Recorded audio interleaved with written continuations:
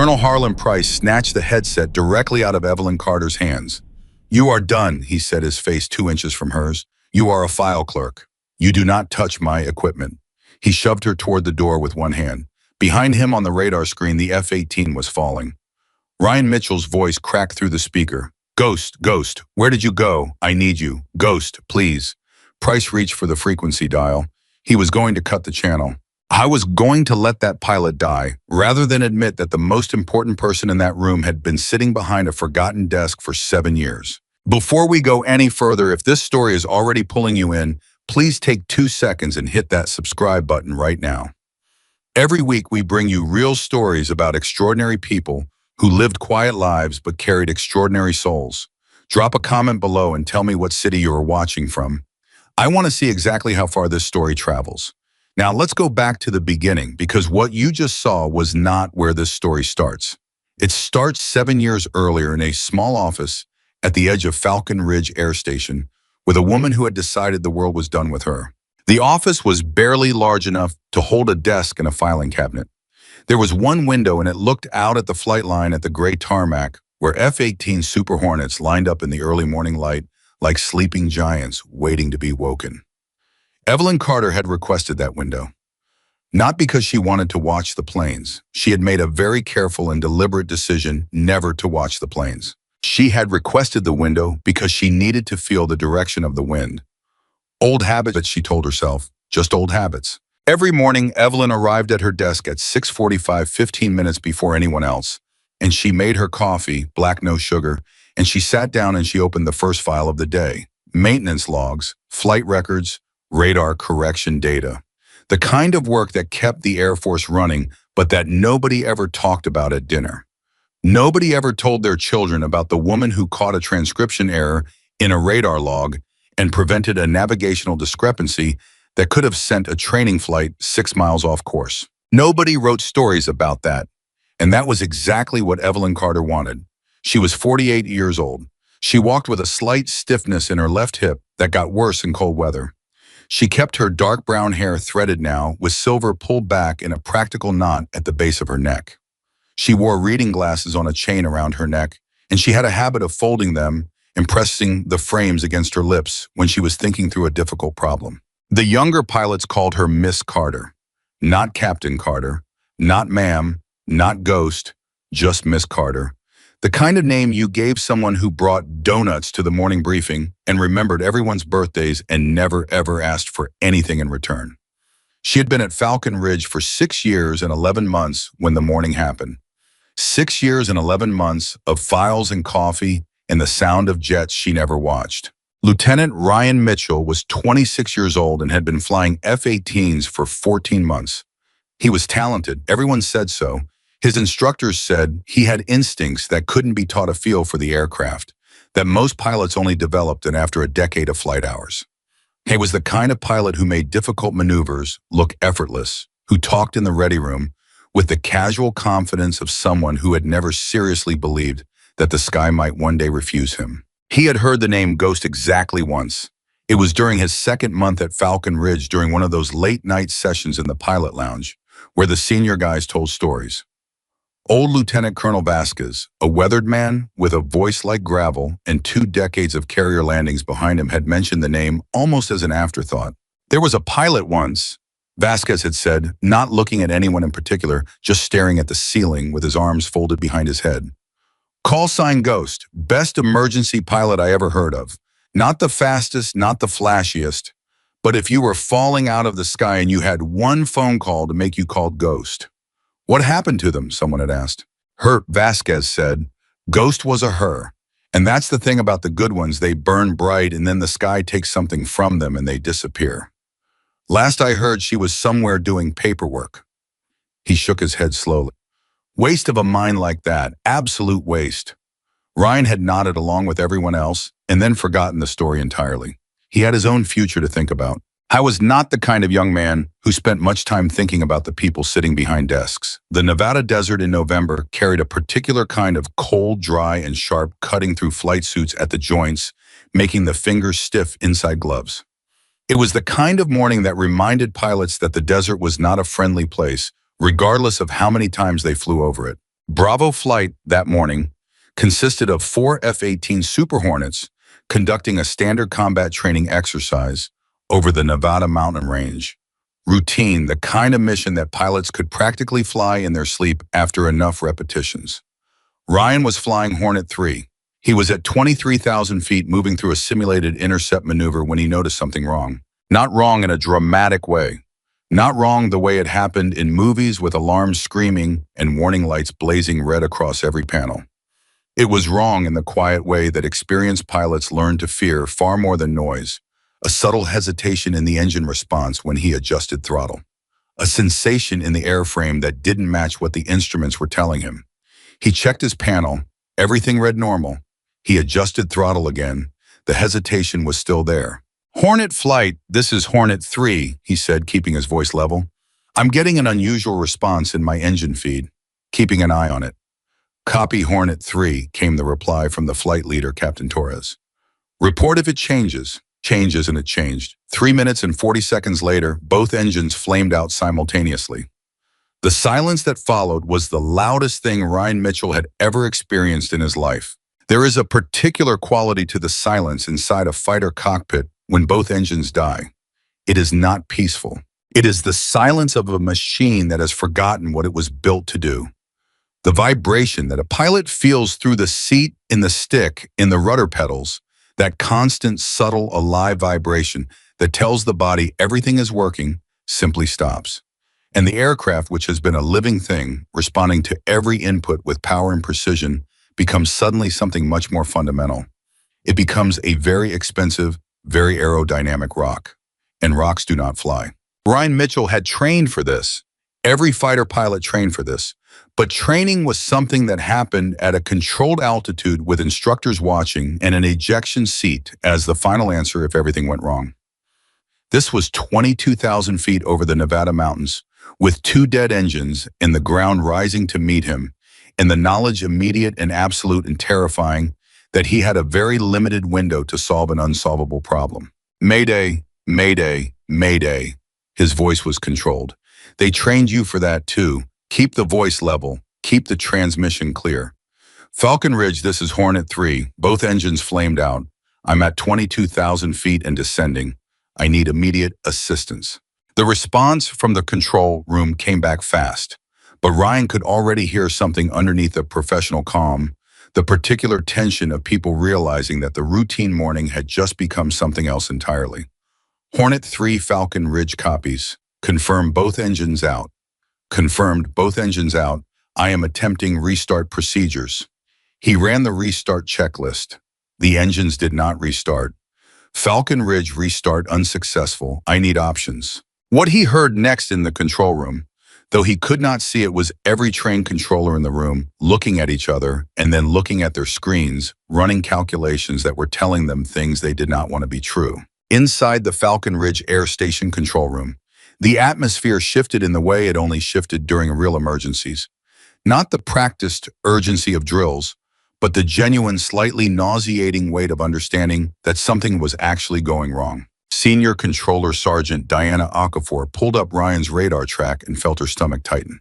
He's descending at approximately 4,000 feet per minute, she said, her voice professionally flat. At his current position and descent rate she did a rapid calculation, maybe 14-15 minutes before he reaches minimum safe altitude for ejection. Captain Jim Holloway, the duty officer, was already on the radio to base operations. Get me Colonel Reed, now. Colonel Reed is en route, someone confirmed. What's his runway options? Falcon Ridge is the closest. Okafor did another calculation, and this time her voice didn't quite stay as flat as she intended. He's going to be very tight. If he loses much more altitude before he starts his approach, can he make it? She looked at the screen. She looked at the numbers.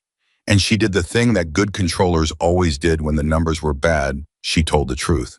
If everything goes perfectly, she said carefully, maybe. What does everything going perfectly require? It requires someone who knows exactly how to fly a dead F-18 all the way to the runway without a single mistake. She paused. We don't have a simulator procedure for this exact scenario. The room was quiet for half a second, the kind of quiet that happened when professionals understood a problem was beyond the edge of their training. And that was the moment that the door opened. Colonel Marcus Reed had been the base commander at Falcon Ridge for 3 years. He was 53 years old with the kind of career that had taken him through 2 combat deployments, in a posting at the Pentagon, in a decade of commanding pilots who were faster and more aggressive than he had ever been. He was a good commander because he understood one thing that many commanders never learn. The most important skill in a crisis was not knowing all the answers. It was knowing who in the room had the answer you needed. He walked into the control room and got the situation briefed to him in 45 seconds by Okafor, who was crisp and efficient and didn't waste a single word. He looked at the radar track. He looked at the numbers. And then he said the thing that nobody expected him to say. "Get me the personnel file for the civilian specialist in flight records." The woman. Carter. Everyone in the room turned to look at him. "Sir," Holloway said carefully. "Evelyn Carter." Reed said her name like he was placing a bet. "She was Air Force, fighter pilot, emergency landing specialist. Before your time here, before my time here. I heard about her when I was at Edwards 3 years ago." One of the instructors mentioned her name in the context of exactly this kind of scenario. He was already looking around the room. "Where is she right now?" "Sir, she's a civilian administrative." "I know what her current position is, Captain." "Where is she physically located right now?" Evelyn Carter was on her 3rd cup of coffee and her 2nd file of maintenance records when she heard the sound change. The control room was 30 feet down the corridor from her office, separated by a thin wall and a door that was usually closed. She could not hear specific words, but she had spent enough years around operations centers that she had developed the same sensitivity to the rhythm of professional radio communication that a musician develops for the rhythm of a familiar piece of music. And right now, the rhythm was wrong. She put down her coffee. She took off her reading glasses. She listened. The rhythm of the radio traffic coming through that thin wall was the rhythm of real emergency, not drills, not exercises. The cadence of voices trying to stay controlled when something inside them was not quite controlled. The particular spacing between transmissions that happened when people were calculating instead of simply responding. She had heard that rhythm before. She had been on the other end of it. She stood up from her desk, and something happened in her body that she had not expected, something that she had believed was no longer possible. Because for 6 years and 11 months, she had sat behind that desk and listened to jets take off and land, and she had felt the weight of what she could no longer do pressing on her chest like a stone. She had accepted it. She had made her peace with it, or something she told herself was peace. But the moment she stood up and faced the door, the stone was gone, and in its place was something much older and much more familiar. Focus. She walked to the door and opened it. She pushed open the control room door and walked in without knocking. Nobody stopped her, not because they weren't surprised they were, but because there was something about the way she moved that made stopping her feel like an incorrect instinct. The slight stiffness in her hip was still there. The reading glasses were still on the chain around her neck. She looked exactly like the woman who processed maintenance files and remembered birthdays, except for her eyes. Sergeant Okafor would describe it later as the moment she understood that she had been working next to someone for 6 years and had never actually seen them.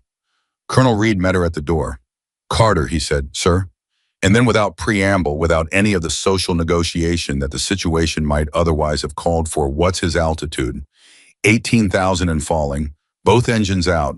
He's approximately 64 nautical miles from the runway. She walked past Reed to the radar screen. She looked at it for 11 seconds, just stood there and looked with the reading glasses dangling from her fingers now, and her head tilted very slightly, the way people tilted their heads when they were not seeing a picture but running a calculation. "What's the wind at altitude?" Okafor checked.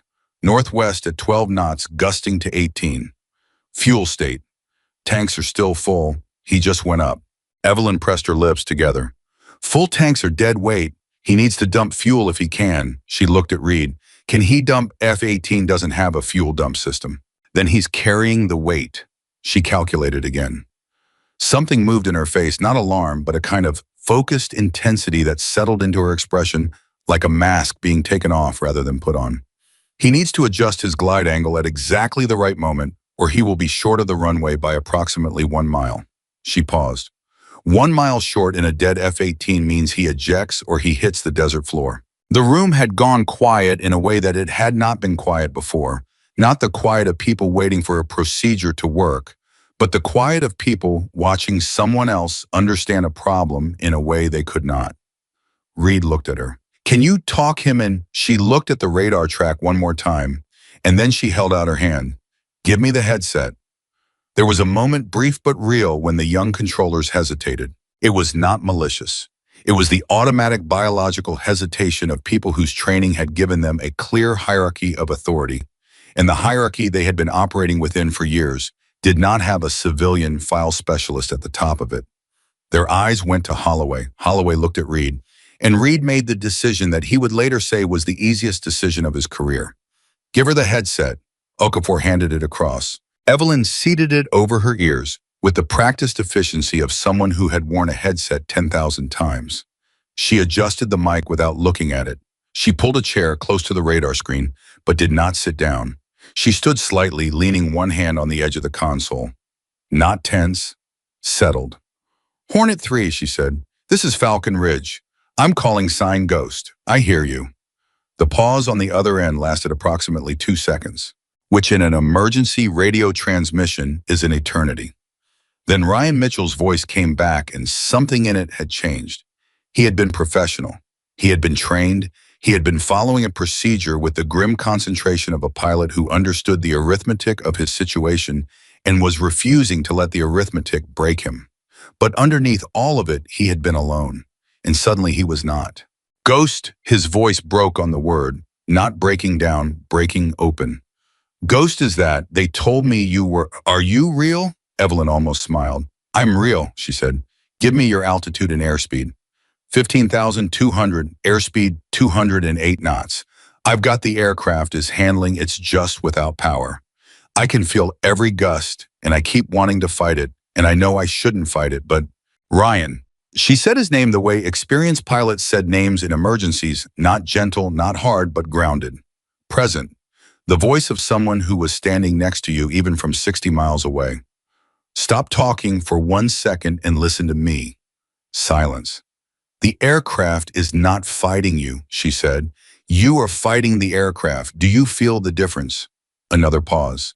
And then quietly, yes. Good. That's the first thing. You stop fighting and it stops fighting. You are in a glide. A glide is a controlled thing. You understand? Yes, Ghost. Tell me what you see outside your canopy right now. Mountains, desert. The sun is low, it's in my left eye. Good. The sun is northwest. That puts your nose southeast, which is where you want it. Do not change your heading unless I tell you to. Do you copy? Copy, Ghost. In the control room, nobody spoke. Nobody moved toward their other stations. Every person in that room was listening to the voice of the woman they had ignored for nearly 7 years and understanding with a clarity that would stay with them for the rest of their professional lives that they had been working next to something extraordinary and had simply never known to look. While one part of Evelyn's mind was processing Ryan's radar track and calculating descent angles in airspeed in the subtle interplay of wind and aircraft weight, another part, the part she had spent nearly 7 years trying to quiet, was remembering. She remembered what it felt like. Not in a cinematic way, not in the way of stories where memories arrive, like perfect films playing on an internal screen.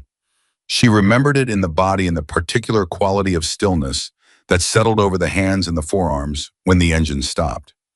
In the way the aircraft suddenly felt both very large and very fragile at the same time.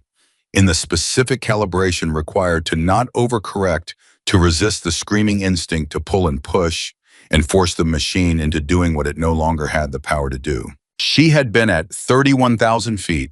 She had been alone. And there had been nobody on the radio who understood what she was experiencing.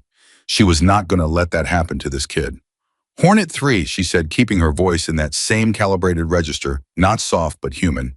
You are going to hear me giving numbers to the controllers in here. Don't let those numbers rattle you. Numbers are just information. The aircraft is still flying. You copy, copy. What's your breathing like right now? A beat. It's fast. Slow it down. I'm serious, Ryan. That is not a metaphor. Slow your breathing down. Fast breathing changes your perception of time, and it makes you overcorrect. Right now, I need your hands to be slower than your brain. Can you do that? She could hear him working on it over the open channel. The sound of a young man learning something in the hardest classroom available. Better, he said. Good. She looked at the radar screen. Here's what's happening. You are 61 nautical miles from the runway. At your current glide ratio, you are going to be slightly short unless we make one adjustment. I'm going to tell you exactly when to make that adjustment and exactly how much. But not yet. Right now, your only job is to maintain glide speed and heading. You understand? Maintain glide speed and heading. Copy. Tell me your exact airspeed. 202 knots. Good. Keep it there. If it drops below 190, I want to hear your voice immediately. Not after you think about it, immediately. Understood, Ghost. Okafor leaned close and said quietly, he's at 14,000. Descent rate is approximately 3,800 feet per minute. Evelyn did the math. She had been doing the math continuously since she looked at the screen. The math was not good and she knew it, and the fact that she knew it and was not letting it into her voice was perhaps the most significant professional skill she had ever developed. Okay, she said, to the room, not to the radio. Here's where we are. He has approximately 11 minutes before he reaches 5,000 feet, which is my minimum floor for this approach. At his current descent rate and the wind conditions, if he maintains 202 knots, he is going to be arriving at the runway threshold at approximately 800 feet. That is the minimum workable altitude for a clean touchdown without power. 800 feet is tight, Holloway said. 800 feet is what we have. She looked at the radar screen. Get me updated wind readings every 90 seconds. If the wind shifts more than 5 degrees or increases more than 3 knots, I need to know immediately. She pressed the transmit button. Hornet 3, you're doing exactly right. I'm watching your track, and you are exactly where I want you. Let me ask you something. Go ahead, Ghost. When you were in flight school, who was your instructor? It was not the question Ryan expected. He paused. Lieutenant Commander Bridges, ma'am. Was Bridges a good instructor? Another pause, this one with a thread of something almost like confusion. Yes, one of the best I had. What did Bridges tell you about dead stick landings? That the aircraft was still your friend, that you were still flying even without power, that most pilots who died in power-off situations died because they stopped believing they could fly and started believing they were falling. Bridges was right, Evelyn said. I want you to remember that right now. You are not falling, you are flying. Say that back to me. A moment, then with a firmness that had not been in his voice 2 minutes ago, I am not falling, I am flying. Good, hold that thought. I'll be right back. She muted the transmission and turned to Reed. He's going to make it, she said quietly. But I need everyone in this room who is not directly assisting this approach to step back from their stations and give me space. Not because I don't trust them, because the radio frequency needs to be clean and I need everyone's energy going in one direction. Reed looked at her for 1 second. Then he turned to the room. You heard her. The control room rearranged itself around her. Controllers who weren't directly involved in the approach stepped back from their primary stations. A few of them walked to the back wall and stood there watching. The room became quieter, and Evelyn Carter stood at the radar screen and carried 14 years of silence. Not because she had chosen silence out of cowardice, not because she had given up. She had chosen silence because the alternative, walking around Falcon Ridge Air Station carrying the weight of who she had been, felt like a kind of vanity that she didn't have any use for. The Air Force had taken her flying career, and she had accepted all that. She had built a new kind of usefulness, and she had been good at it, and she had told herself every morning that it was enough. But standing here now with a 26-year-old pilot's life running through the calculations in her head, she understood something that she had been refusing to understand for nearly 7 years. Some knowledge could not be filed away. Some skills did not retire just because their owner stopped using them. And some debts, the debts owed to the sky for what it had taught, you could not be paid with maintenance logs. Ghost, Ryan's voice came through the headset, and she heard the first real edge of fear in it, not panic, but the genuine, undefended fear of someone who had just done a calculation they didn't like. I'm here, she said immediately. I just ran through the numbers again. I'm going to be Ghost. I don't think I'm going to make the runway. I know what your numbers say, she said. I'm looking at different numbers. My numbers say you're going to make it. Ghost. Ryan. Her voice was firm, not harsh firm, the firmness of someone who needed him to hear the difference between their panic and her certainty. I have been doing this calculation since the moment you called Mayday. I have accounted for your fuel weight, your glide ratio, the wind gradient at each altitude, and the drag coefficient on your airframe. I have not lied to a pilot on an emergency channel in my entire career, and I am not starting today. You are going to make the runway. Silence. But, she continued, I need you to do something very precise in approximately 4 minutes and 12 seconds, and I need you to trust me completely when I give you that instruction. Can you do that? The pause was shorter this time. Yes, Ghost. I can do that. Good. She looked at the radar screen. 12,000 feet. The runway was 47 nautical miles away. The numbers were tight and she knew exactly how tight they were. And she also knew something that the raw numbers did not capture. She knew exactly what this aircraft could do when its pilot stopped fighting it. She had done this herself, not in training, in the real sky, on a day that ended her flying career and began the long silence. And the memory of that day, which she had carried for 7 years, like a stone that had slowly become invisible, because she had stopped looking at it, surfaced now not as grief but as data, as knowledge earned in the hardest possible classroom by a student who had survived when the curriculum said she shouldn't have. She knew what this aircraft could do.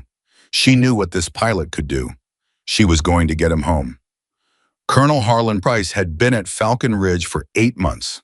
He had arrived from a posting at a fighter wing in Virginia, where he had built a reputation as a precise and demanding administrator, the kind of officer who believed that standards were non-negotiable and that sentiment was a liability in military operations. He had not met Evelyn Carter in any formal capacity. He knew her as a civilian specialist in flight records who submitted clean paperwork, and that was the beginning and end of what he needed to know about her. When his aide told him that a civilian file clerk was currently running an emergency approach in the main control room, he said, "That's not possible." And then when his aide confirmed it, he said, "On whose authority?" And when he was told Colonel Reed had authorized it, he picked up his phone. Reed's phone went unanswered. Price walked from his office building across the tarmac to the operations building, and he walked fast because this was the kind of deviation from procedure that made his chest tight with a very particular anxiety. The anxiety of a man who had built his professional identity on the correct application of correct procedures, and who understood correctly that correct procedures existed for very good reasons. He pushed open the operations building door. He heard Evelyn's voice, and he stopped, not because of what she said. He couldn't yet hear the specific words. He stopped because of the quality of the voice, the same quality that had stopped Okafor and stopped Holloway and stopped every person in that control room. The quality of absolute competent certainty that only existed in people who had earned it in a very specific and irreplaceable way. He listened for 30 seconds. Then he walked to the control room door and looked through the window. He saw the radar screen. He saw the track of the descending F-18. He saw the woman in reading glasses standing at the console like someone who had been standing at that console for decades, which in a certain sense she had. He pushed open the door. Reed was at the back of the room. He saw Price immediately and moved to intercept him, and the two men had a conversation in very quiet voices near the back wall. "You put a civilian in charge of an emergency approach," Price said. "I put the most qualified person in the building in charge of an emergency approach," Reed said. "She is not certified for. She is the most experienced emergency landing specialist on this base, possibly in this command." Reed kept his voice flat. "My pilot has 14 minutes. You can file a complaint when he's on the ground." Price looked at Evelyn's back. He looked at the radar screen, and he did something that was for him very difficult. He was quiet. "Hornet 3, give me altitude and airspeed. 10,800, airspeed 204 knots. Evelyn did the calculation in real time, 32 nautical miles to the runway. Current glide ratio was holding. Wind at altitude had been steady for the last 4 minutes, which was the element she had been most anxious about. "You're doing beautifully," she said. "I need you to make a very small adjustment. I mean very small. I want you to reduce your airspeed by 6 knots. Not 8, not 5, 6. You're going to feel like you want to adjust more. Do not. 6 knots and then hold. 6 knots reduction. Copy." She watched the radar track. "Airspeed 201, no give me 202, he said, and she could hear him working it, the precise micro-corrections of a pilot who was learning in real time how sensitive the aircraft was without power. The track held. "Perfect," she said. And she meant it not as encouragement, not as the performance of confidence, but as a factual assessment. What he had just done with that airspeed correction was precise and clean and exactly right. Ryan, I want you to know something. That correction you just made, that was excellent work. A beat. Thank you, Ghost. Don't thank me yet. You have 8 minutes to go, and I'm about to make your life a little more complicated. She heard something in the channel that might have been a short, involuntary laugh. Under the circumstances, she considered it a victory. Tell me about the runway at Falcon Ridge, she said. Describe it to me. Runway 02, he said immediately. 12,000 feet concrete. The approach end has a slight upslope in the first. Good, that upslope is your friend today. Tell me why. A pause. She could feel him thinking, which was exactly what she wanted. She wanted his mind working. Engaged, analyzing, because a thinking pilot was a living pilot. Because if I'm short, the upslope gives me additional distance before the edge. And the upslope means the effective touchdown zone is lower than the nominal threshold altitude, which means I have more margin at the threshold than the raw numbers suggest. Exactly right, as she said. I want you to keep that in your head. The numbers say tight. The reality is slightly better than the numbers. You understand the difference. I understand. Good. Now, 7 minutes and 30 seconds from now, I am going to give you an instruction, and it is going to feel wrong. I need you to trust that it is right. Can you bank that trust in advance? Ryan was quiet for 3 full seconds. Ghost, I heard a story about you when I was new here. An instructor talked about a pilot who could do impossible things. I didn't really believe it. Another pause. I believe it now. She didn't say anything for a moment. Then, save the stories for after the landing, Lieutenant. Right now, just fly. Outside the operations building, word had spread. The way word always spread on a military base, not through formal announcement, but through the particular telecommunications network that existed between human beings who worked in close proximity and understood that significant things were happening. The crew chief who overheard a radio call and told the maintenance sergeant, who told the line crew, who told the fuel technicians, who were suddenly all looking at the same patch of sky. Pilots who were not scheduled to fly that morning had drifted to windows and doorways. Nobody spoke much. There was nothing to do but wait. And in the middle of all of that waiting, in the memory of several people who would talk about this day for years, someone said, "Is it true that it's the lady from the records office?" And someone else who had been in the control room briefly and had come back out to make a phone call said, "It's Carter." And the first person said, "The file clerk," and the second person paused before answering, because they were searching for the right words, and the right words were taking a moment to arrive. "She's not a file clerk," they finally said. She was never a file clerk. With 4 minutes remaining, Evelyn was doing something that nobody in the control room could see. She was managing her own fear. Not fear for herself. She was standing in a building on the ground and nothing could hurt her here. The fear she was managing was the fear that belonged to the memory of her own final flight, the memory she had unlocked when she picked up that headset, and which was now running in parallel with the present moment, like an unwanted second screen. She remembered the numbers from that day. She remembered how the calculations had looked identical to Ryan's current situation and how she had made the same adjustments she was now instructing him to make, and how the adjustments had worked until they hadn't, until the aircraft had given her one final unexpected failure that the calculations hadn't predicted, and she had survived it at the cost of the flying career she had spent her entire life building. She could not let that memory into her voice. She could not let it into her hands. She kept her breathing even. She kept her eyes on the radar screen. She kept her mind in the calculation and not in the memory, which was one of the hardest things she had done since the day she landed behind a desk and told herself she was fine. Hornet 3, 6,000 feet, 22 miles. Talk to me. I'm here, Ghost. I'm here.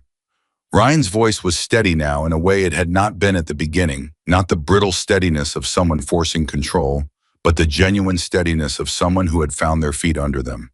I can see the ground. I can see the desert. It's a lot of desert. Don't look at the desert, she said. Look at the runway. Can you see it yet? No, not yet. You will in 90 seconds. When you see it, don't reach for it. Don't try to fly to it. Just note it and keep flying the way I've told you to fly. The runway will come to you. You understand? The runway will come to me. Say it like you believe it. A brief pause. Then with something that sounded very much like belief, the runway will come to me. Good, Evelyn said. And she let herself for just one fraction of a moment feel something that was not calculation. Something that was older and simpler and harder to name. She let herself want him to make it. Not as an outcome, not as a metric, as a person. She let herself want this young man to land his aircraft and walk out of it and go back to whatever his life was. The people he loved, the mornings he hadn't yet lived, the landings he hadn't yet made. And then she put that feeling away because it belonged after the landing and they weren't there yet. Hornet 3, she said, in 90 seconds I'm going to give you the instruction that I warned you about. The one that will feel wrong. I'm ready, Ghost. I know you are, she said. I know you are. The radar track descended, the runway waited. And in the silence between transmissions in the control room at Falcon Ridge Air Station on a cold November morning in Nevada, every person in the room understood that they were watching something that they would describe to other people for the rest of their lives, not because of the aircraft and not because of the emergency, but because of the woman at the radar screen. The woman nobody had noticed. The woman who had been there the whole time. Ghost Price's fingers were on the frequency dial, and Sergeant Diana Okafor stepped in front of him. She was 5'4", 29 years old, and had been in the United States Air Force for 8 years. She had never in her career physically blocked a superior officer from operating equipment. She had never raised her voice to a colonel. She had never done anything that could be described as insubordination in any form. She did all three in the next 4 seconds. Sir, her body was between Price and the console. Sir, you cannot cut that frequency. Price stared at her. Sergeant, move. That pilot is at 7,000 feet with no engines, and he is talking to the only person in this building who can get him down. If you cut that channel, he dies. Her voice did not shake. It was the most terrifying thing she had ever said in her life, and she said it without a single tremor. I am asking you, sir, with respect, do not touch that dial. The room was completely silent. Ryan Mitchell's voice was still coming through the speaker. Ghost, please, come back. I'm at 6,700. I don't know what just happened. Somebody talk to me. Price looked at Okafor. He looked at the speaker. He looked at the radar screen where the descending track of Hornet 3 was moving toward the ground with the quiet mathematical certainty of something that did not care about rank or procedure or the pride of any human being in the room. And then Colonel Marcus Reed, who had been standing 6 feet away and had watched everything happen in the span of 9 seconds, said one sentence in a voice that was absolutely flat and absolutely final. Harlan, stop. Price turned. Reed was not angry. That was the thing that Price would remember afterward. Reed was not performing authority, was not raising his voice, was not doing any of the things that senior officers did when they wanted to remind the room who was in charge. He simply looked at Price with the expression of a man who had made a decision and was not going to revisit it. Give her back the headset, Reed said, right now. Price held the headset in his right hand. 6 seconds passed. Everyone in the room counted them. Then Price set the headset on the console. He did not hand it back to Evelyn. He set it down and stepped away from the console and walked to the back wall and stood there. And his face was doing something complicated that none of the controllers wanted to look at directly. Evelyn picked up the headset. She settled it back over her ears. She pressed the transmit button. Her jaw was red where the cord had snapped against it, and she did not touch it, and she did not look at Price, and she did not say a single word about what had just happened. Hornet 3, this is Ghost. I'm here. Talk to me. The sound Ryan Mitchell made when her voice came back was not a professional sound. It was not a trained sound. It was the sound of a 26-year-old human being who had been suddenly and completely alone in the worst moment of his life, and had then just as suddenly not been alone anymore. It was a short involuntary exhale that carried about 3 seconds worth of relief that he probably didn't realize he'd expressed over an open channel. Ghost, just the word, just her name. The call sign spoken like a hand grabbing a rope. I'm here, she said again. What is your altitude? 6,400. Airspeed, 198. She did the calculation instantly. The interruption had cost them 40 seconds of communication, and Ryan had lost 200 feet more than she would have wanted during that window. The margin that had been tight before was now tighter. She did not let any of that into her voice. You're doing fine, she said. You lost a little altitude, but your airspeed is good and your heading is exactly right. I need you to make a correction for me. Anything, tell me. Bring your nose up by 2 degrees, not 3. 2. You're going to feel like it's not enough. It is enough. 2 degrees and hold. 2 degrees nose up. Copy. She watched the radar track. The descent rate slowed fractionally. Not dramatically, there was no dramatic correction available to them at this point, but fractionally measurably in the way that small, precise adjustments accumulated into outcomes. Good, she said. Hold it right there. Ryan, can you see the runway yet? Yes, I can see it. It's small. It always looks small from up here. It gets bigger, trust me on that. It looks really small, Ghost.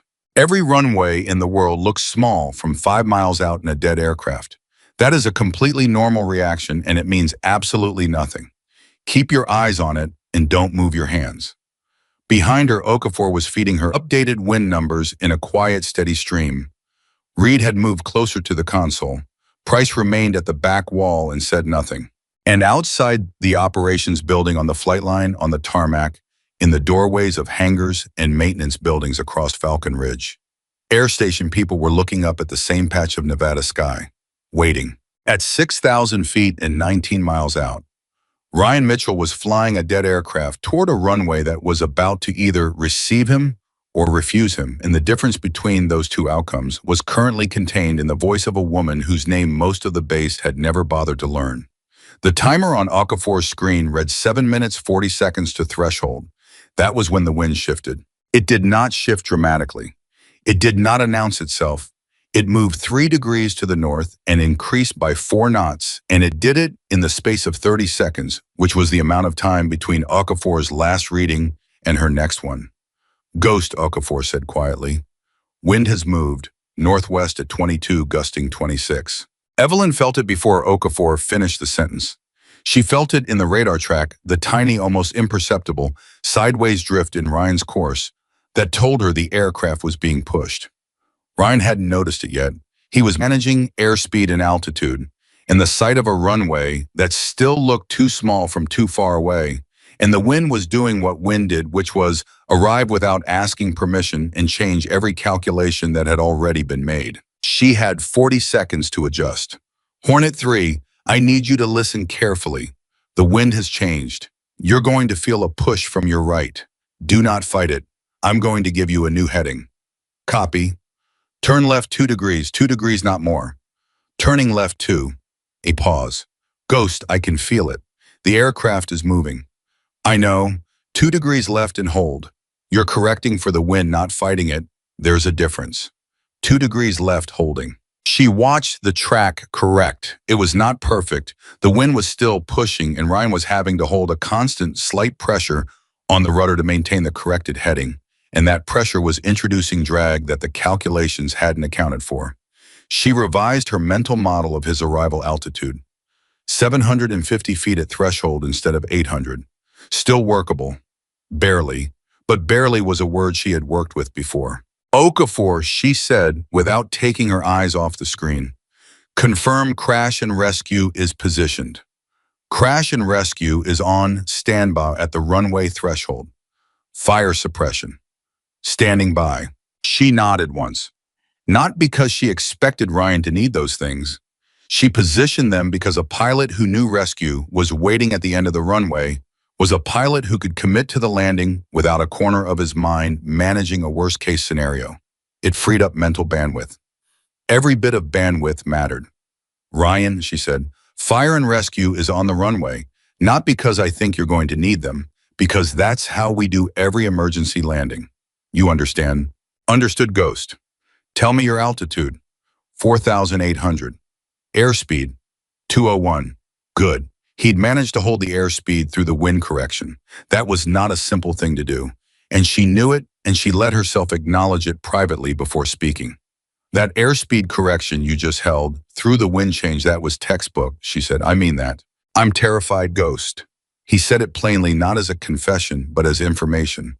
The way pilots were trained to give information factually without editorializing. I know you are. Being terrified is correct.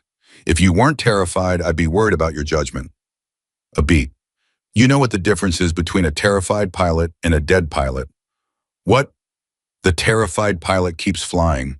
Another short silence on the channel, the kind that told her the words had landed. Keep flying, he said. Keep flying, she confirmed. Reed was at her shoulder now. He didn't speak, he simply watched the radar screen with the focused attention of a man who understood that his role in this moment was to stay out of the way of the person who was actually solving the problem. It was a kind of wisdom that not every commander had, and Evelyn noticed it without commenting on it.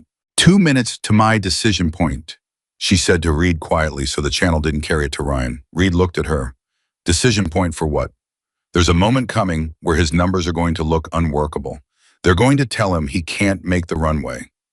He's going to feel it in the aircraft before I can tell him it's wrong. She kept her voice flat, factual. When that moment comes, he needs to hear my voice telling him to stay with it instead of making a different choice. What different choice? She looked at Reed directly. He could pull back and gain altitude for the ejection. Reed understood immediately. If he ejects at that altitude and position over the mountains, the survival odds are not good. She looked back at the screen. So I need him to stay with it. I need him to trust me past the point where his instincts are going to tell him not to. Reed was quiet for a moment. And if your numbers are wrong, she held his gaze. My numbers are not wrong. It was not arrogance. Reed recognized the difference. It was the statement of someone who had done this calculation with her own life on the line and who understood from the inside exactly what margin of error she was working with. Okay, he said. Ghost, Ryan's voice came through and something in it had shifted again, the first hint of a new kind of edge. Not panic, something more controlled and more dangerous than panic. The edge of a pilot who had just looked at his numbers and arrived at a conclusion. Ghost, I'm looking at my position and my altitude, and I don't think I have enough to make the runway. There it was, the moment she'd been waiting for. Ryan, listened to me. I'm 3,600 feet and I'm 13 miles out, and the math says I'm short, Ghost. The math says Orion. Her voice did not rise. It simply settled the way a hand settles on a shoulder. Firm and present and impossible to ignore. Stop doing the math and talk to me. I can't just stop doing the math. Yes, you can, because I'm doing the math. That's my job right now. Your job is to fly the aircraft. Do you copy? A 3-second pause. The longest 3 seconds of the entire transmission. Copy, he said. Good. Now I need you to do something that is going to feel completely wrong, and I need you to do it anyway. What? I need you to lower your nose by 1 degree. Dead silence on the channel. Then Ghost, if I lower my nose, I lose altitude faster. I know.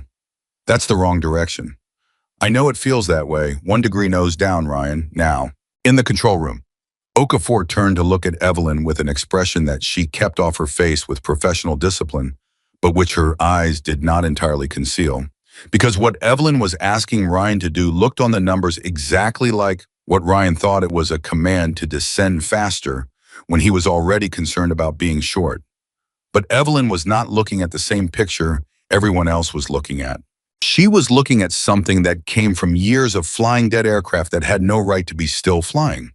She was looking at the aerodynamics of a specific aircraft type, at a specific weight with a specific wind profile from a specific direction, and she was seeing something in the combination of those factors that the raw altitude and distance calculation didn't capture. She was seeing a glide ratio improvement, counterintuitive, completely counterintuitive. At a slightly lower nose angle, the aircraft's drag profile changed in a way that improved its forward distance per foot of altitude lost. Not dramatically, but enough. The difference between 1 mile short and on the runway. Ryan lowered his nose. The silence in the control room was the silence of everyone watching a person walk to the edge of something and not knowing whether the ground was there. Evelyn watched the radar track. She watched the descent rate. She watched the forward progress. She did not hold her breath because she had learned a long time ago that holding your breath was something you did when you weren't sure, and she was sure. She was sure the way she was sure of the calluses on her hands and the years behind her and the specific, unrepeatable knowledge of what an F-18 could do when its pilot had been convinced to stop fighting it. Ghost, Ryan's voice. Quiet, awed almost.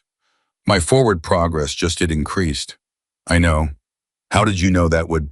Tell me your altitude and give me a distance estimate to the runway. A pause while he calculated. 2,800 feet, distance to runway ghost. I think I'm going to make it. I think the numbers just changed. The numbers didn't change, she said. The picture changed. That's different. Another pause. What's the difference? Numbers tell you where you are. The picture tells you what's possible. She kept her eyes on the screen. You've got 18 minutes of flight training that's been keeping you alive since this started. Now I need you to fly the last 2 miles on something different. What's that conviction? She said simply. You are going to land this aircraft. The control room held its breath. Not collectively, not performatively, just individually. Each person in that room holding something inside their chest that they would struggle to name precisely afterward. The fire rescue crews at the end of the runway held it. The pilots standing in hangar doorways held it. Even Colonel Price at the back wall with his arms folded and his complicated expression had gone completely still. 2,000 feet, Ryan said. I can see the numbers on the runway. Don't look at the numbers yet. Look at the threshold. I see the threshold. Is it rising or falling relative to your canopy frame? A beat. Rising. That means you're going to be long, not short. You are over the runway right now, Ryan. You just don't know it yet. Over the runway, he repeated, and she could hear him trying on the idea, trying to believe it against the evidence of his instruments and his fear. Tell me your airspeed. 194. Let it bleed to 188. Slowly. Don't rush it. 188, Hovey. For his voice in her ear, quiet and professional. He's passing 1,000 feet. 1,000 feet. The ground was real now. The runway was real. Ryan Mitchell was either going to land or he wasn't, and every variable that mattered had already been set in motion, and the only thing left was the execution. This was always the part where Evelyn's hands used to be on the stick. Right now, her hands were at her sides. That was the hardest thing about this entire morning. The understanding that she had done everything she could do from the ground, and the rest of it was in the hands of a 26-year-old who was about to find out what kind of pilot he actually was. Ryan, she said, I need you to hear me clearly. I'm listening. In 30 seconds, I'm going to give you your final correction. After that, I go quiet. I go quiet because there's nothing left for me to say. Everything I know, everything I've given you, it's already in your hands. You understand. Stand a silence. What if I need you? You won't. She said it without hesitation. You haven't needed me for the last 3 minutes. You've been flying this on your own. I've just been keeping you company. She heard something through the headset that took her a moment to identify. He was laughing, not the hysterical release of someone cracking under pressure. A short, genuine, slightly disbelieving laugh. The laugh of someone who had just heard something that was both absurd and completely true at the same time. Keeping me company, he said. 500 feet, Okafor said. Evelyn pressed the transmit button one final time. Raise your nose, she said. Now gently. Let the main gear find the runway. Do not force it. Let the runway come up to you. She released the button. She stepped back from the console. And the control room filled with the sound that everyone in it had been waiting for since the moment Ryan Mitchell first called Mayday. The sound of rubber meeting concrete. The particular bark and scream of landing gear, touching a surface at speed, the howl of a pilot applying every braking system available to him. The long deceleration noise that meant the aircraft was on the ground and staying there. It lasted 11 seconds. Then Ryan's voice came through the speaker, and it was not a professional voice, and it was not a trained voice, and it was not the voice of a United States Navy fighter pilot who had spent his career learning to be calm in the face of impossible things. It was just a young man's voice. I'm down, he said. I'm down, Ghost. I'm on the runway. I'm down. The control room erupted. Not in the way movie control rooms erupted. Not in the staged, orchestrated way of a scripted moment. It erupted the way real rooms erupted, when real pressure released all at once, people grabbing each other's shoulders, someone letting out a sound that was half shout and half sob, Okafor pressing both hands flat on her console and dropping her head between her arms and just breathing, someone in the back of the room actually applauding and then stopping because it felt wrong, and then starting again because nothing about this moment was going to follow normal rules. Reed put his hand on Evelyn's shoulder. She was still looking at the radar screen. The blip that was Hornet 3 was stationary on the runway. Stationary. She stood there and looked at that stationary blip for a long moment without speaking.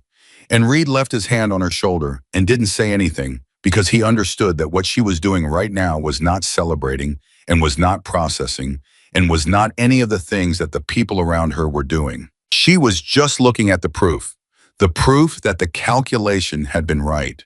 The proof that 7 years had not taken from her what she had been afraid in her quietest moments that it might have taken. Then she reached up and removed the headset and set it on the console and turned around. The first person she saw was Price. I was still at the back wall. His arms were no longer folded. He was standing with his hands at his sides, and the complicated expression on his face had settled into something less complicated and harder to look at, the expression of a man who had made a very specific kind of error and was currently understanding the full dimensions of it. Their eyes met across the control room. Evelyn did not say anything. She held his gaze for exactly 2 seconds. Then she looked away because she had something much more important to do than make Colonel Harlan Price feel worse than he already felt. She walked to the door. She opened it. She walked out into the corridor, into the cold air of the operations building, and she found a wall, and she put her back against it, and she closed her eyes. And for 30 seconds, just 30 seconds, she let herself feel all of the things she had not been able to feel while she was on that headset. The fear she had managed and hidden, the memory of her own final flight that had been running underneath every calculation. The weight of 7 years of silence and maintenance logs and being the woman nobody noticed, all of it. She stood against that wall in the corridor at Falcon Ridge Air Station, and she felt all of it at once, and it was enormous, and it was terrible, and it was also in a way she hadn't expected and couldn't quite explain.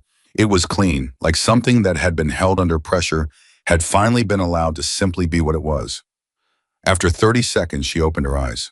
Down the corridor, she could hear the noise from the control room, the release, the celebration, people talking too loud and too fast the way people talked when something that was supposed to be a tragedy had resolved into survival. She straightened away from the wall.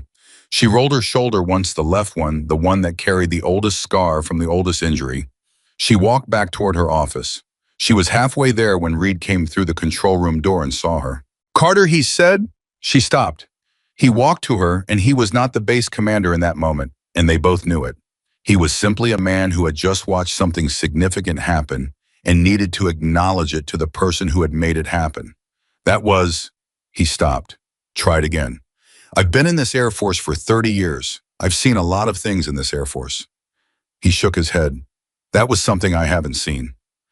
Evelyn looked at him steadily. "He's a good pilot," she said.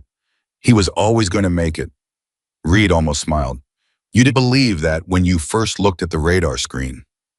"No," she admitted. "I didn't." "What changed?" She was quiet for a moment. "He trusted me. When I told him to lower the nose, when every instinct he had was screaming that I was wrong, he trusted me anyway." She paused. "That's not something you can teach. That has to be in a person already." Reed nodded slowly. He looked at her for a long moment. "You know this doesn't go away right after today. What you did in that room, that doesn't go back in a box." She looked at him with an expression that he couldn't immediately read, and then he understood that what he was seeing was not resignation and was not reluctance. It was something older and quieter than either of those things. "I know," she said. And from down the corridor, through the wall, through the closed door of the main operations building, came the sound of Ryan Mitchell's aircraft being surrounded by fire crews and ground personnel, and the particular organized chaos of an emergency arrival, the sound of a situation that had resolved into survival instead of catastrophe. The sound of someone still alive who should, by the arithmetic of this morning, not have been. Evelyn stood in the corridor and listened to it. She did not return to her office. Not yet. Because Reed was right, and she knew he was right, and somewhere deep in the part of herself that she had spent 7 years covering with maintenance logs and silence, and the careful pretense of a smaller life, somewhere underneath all of that, she had known it the moment she picked up the headset. Some things once done could not be undone. Some doors once opened did not close again. She had spent 7 years walking away from the sky, and the sky this morning had simply refused to let her go. 3 minutes later, the door at the end of the corridor opened, and a young man walked in from the flight line. He was still in his flight suit.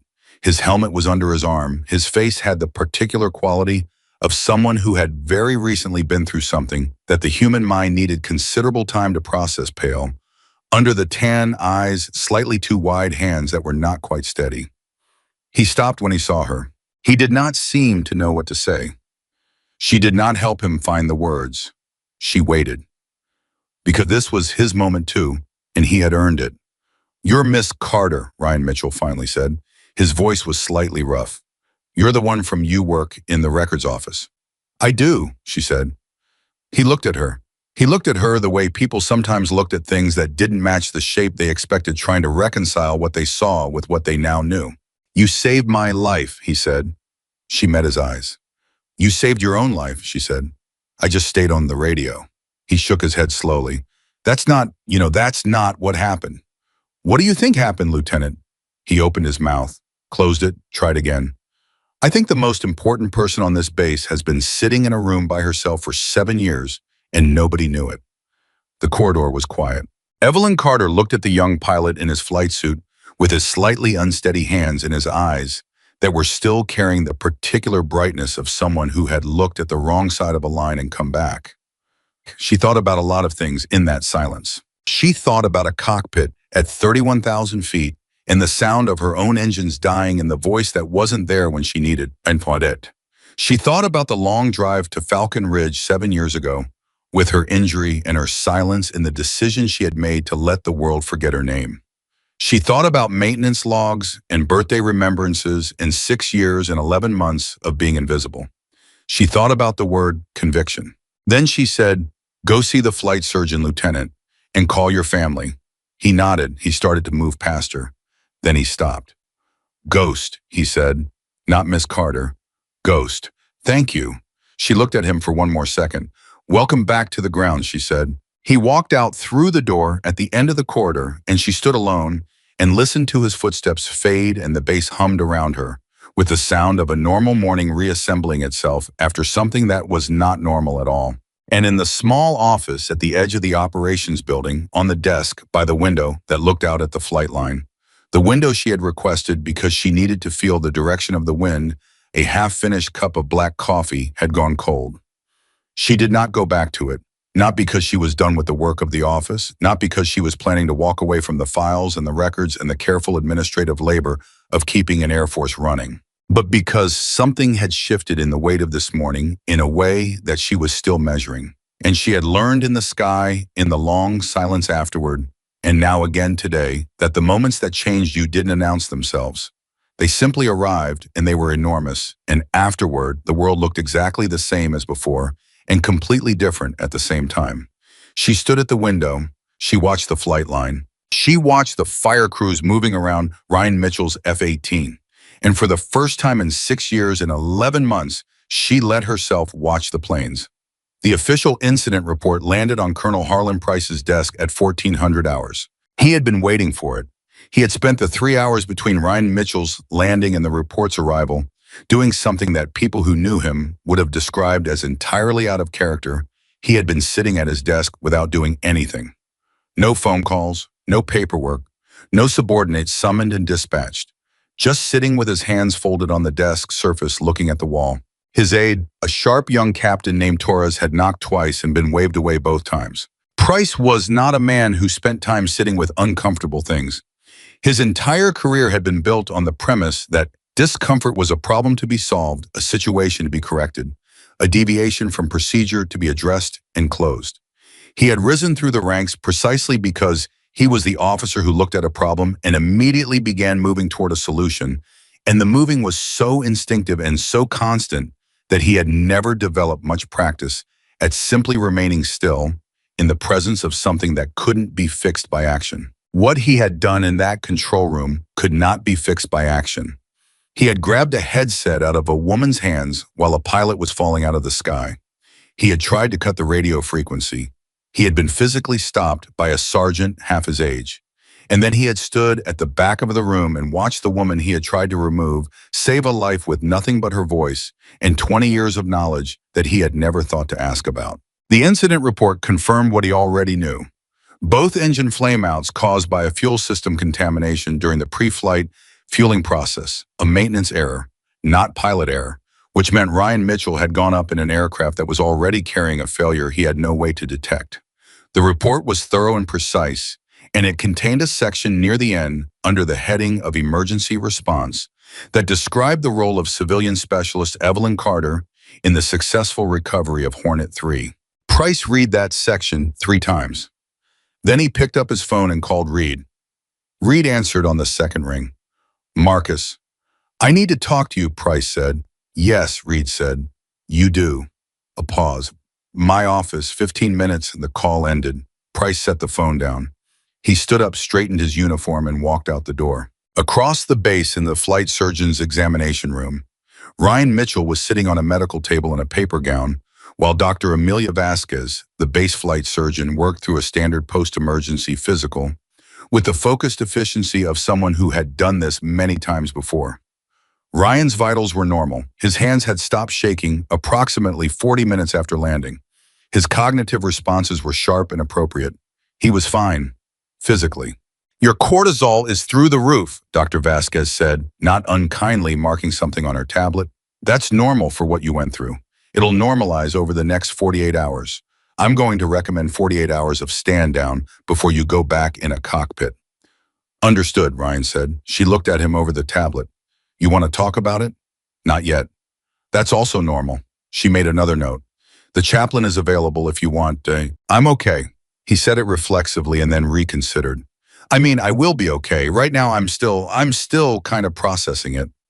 Vasquez nodded. She had a good face for this kind of conversation, attentive without being intrusive, present without pushing. What are you processing specifically? Ryan was quiet for a moment. I keep thinking about when she went quiet, he said. Ghost. When Price pulled the headset, those 40 seconds, when I couldn't hear her voice. I was at 6,700 feet with no engines, and suddenly the radio just had nothing.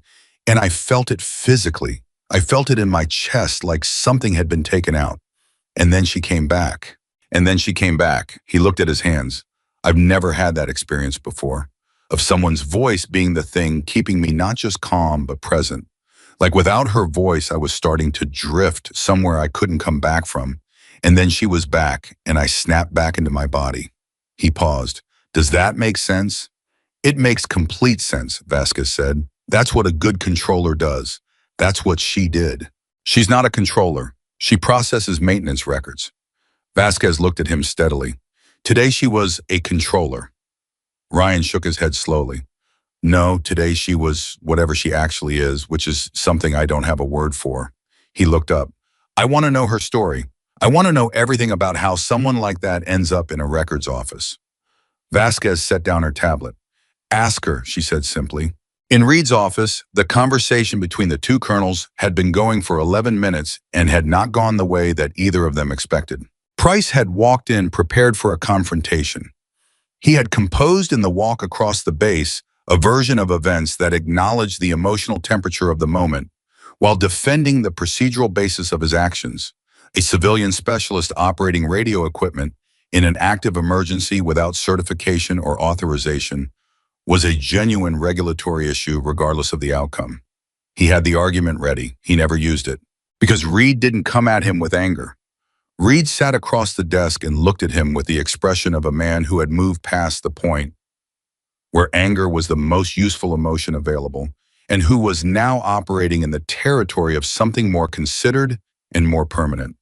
Tell me what you were thinking, Reed said. Not what you're going to put in a report, what you were actually thinking when you grabbed that headset. Price looked at him.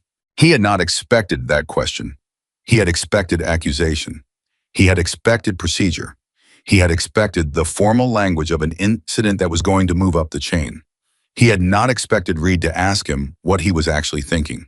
And because the question was genuine, and because Price was underneath the procedural certainty and the rigid hierarchy of his professional identity, also a genuine person, he answered it honestly. I thought she was going to get him killed, he said. Silence. I walked in and I saw a civilian, a woman I'd never seen operate any kind of emergency equipment on an open channel with a pilot in extremis. And my first thought was that whoever had put her there had made a catastrophic error. And I acted on that thought. He paused. I didn't ask, I didn't verify, I just acted. Reed looked at him for a long time.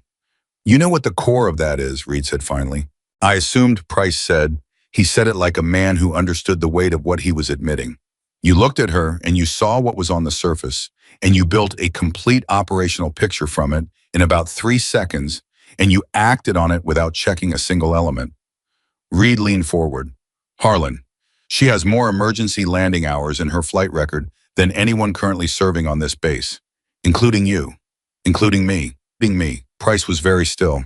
I know, he said. You didn't know this morning. No, I didn't. Why didn't you know? Price looked at the desk. Because I never looked at her file.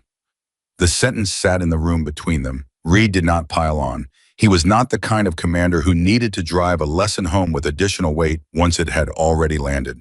He simply let the silence do what silence did. After a moment, Price looked up. What's she gonna do, Carter, after today? I don't know, Reed said.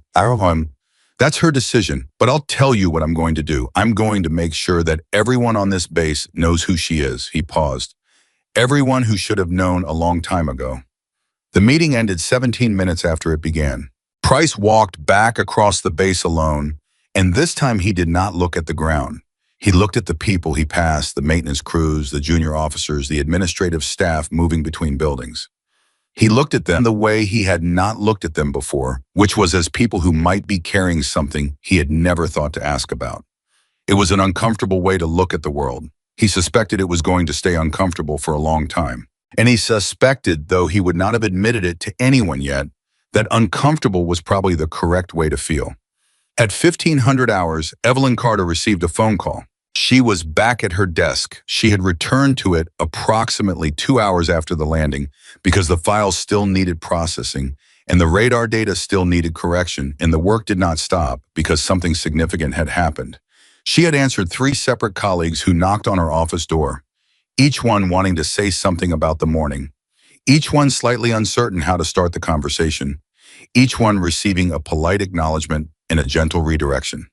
She was not being cold. She was simply not ready yet to be the story. She was still the person who lived it. The phone call was from a number she didn't recognize. She almost didn't answer. She answered on the 4th ring. Captain Carter.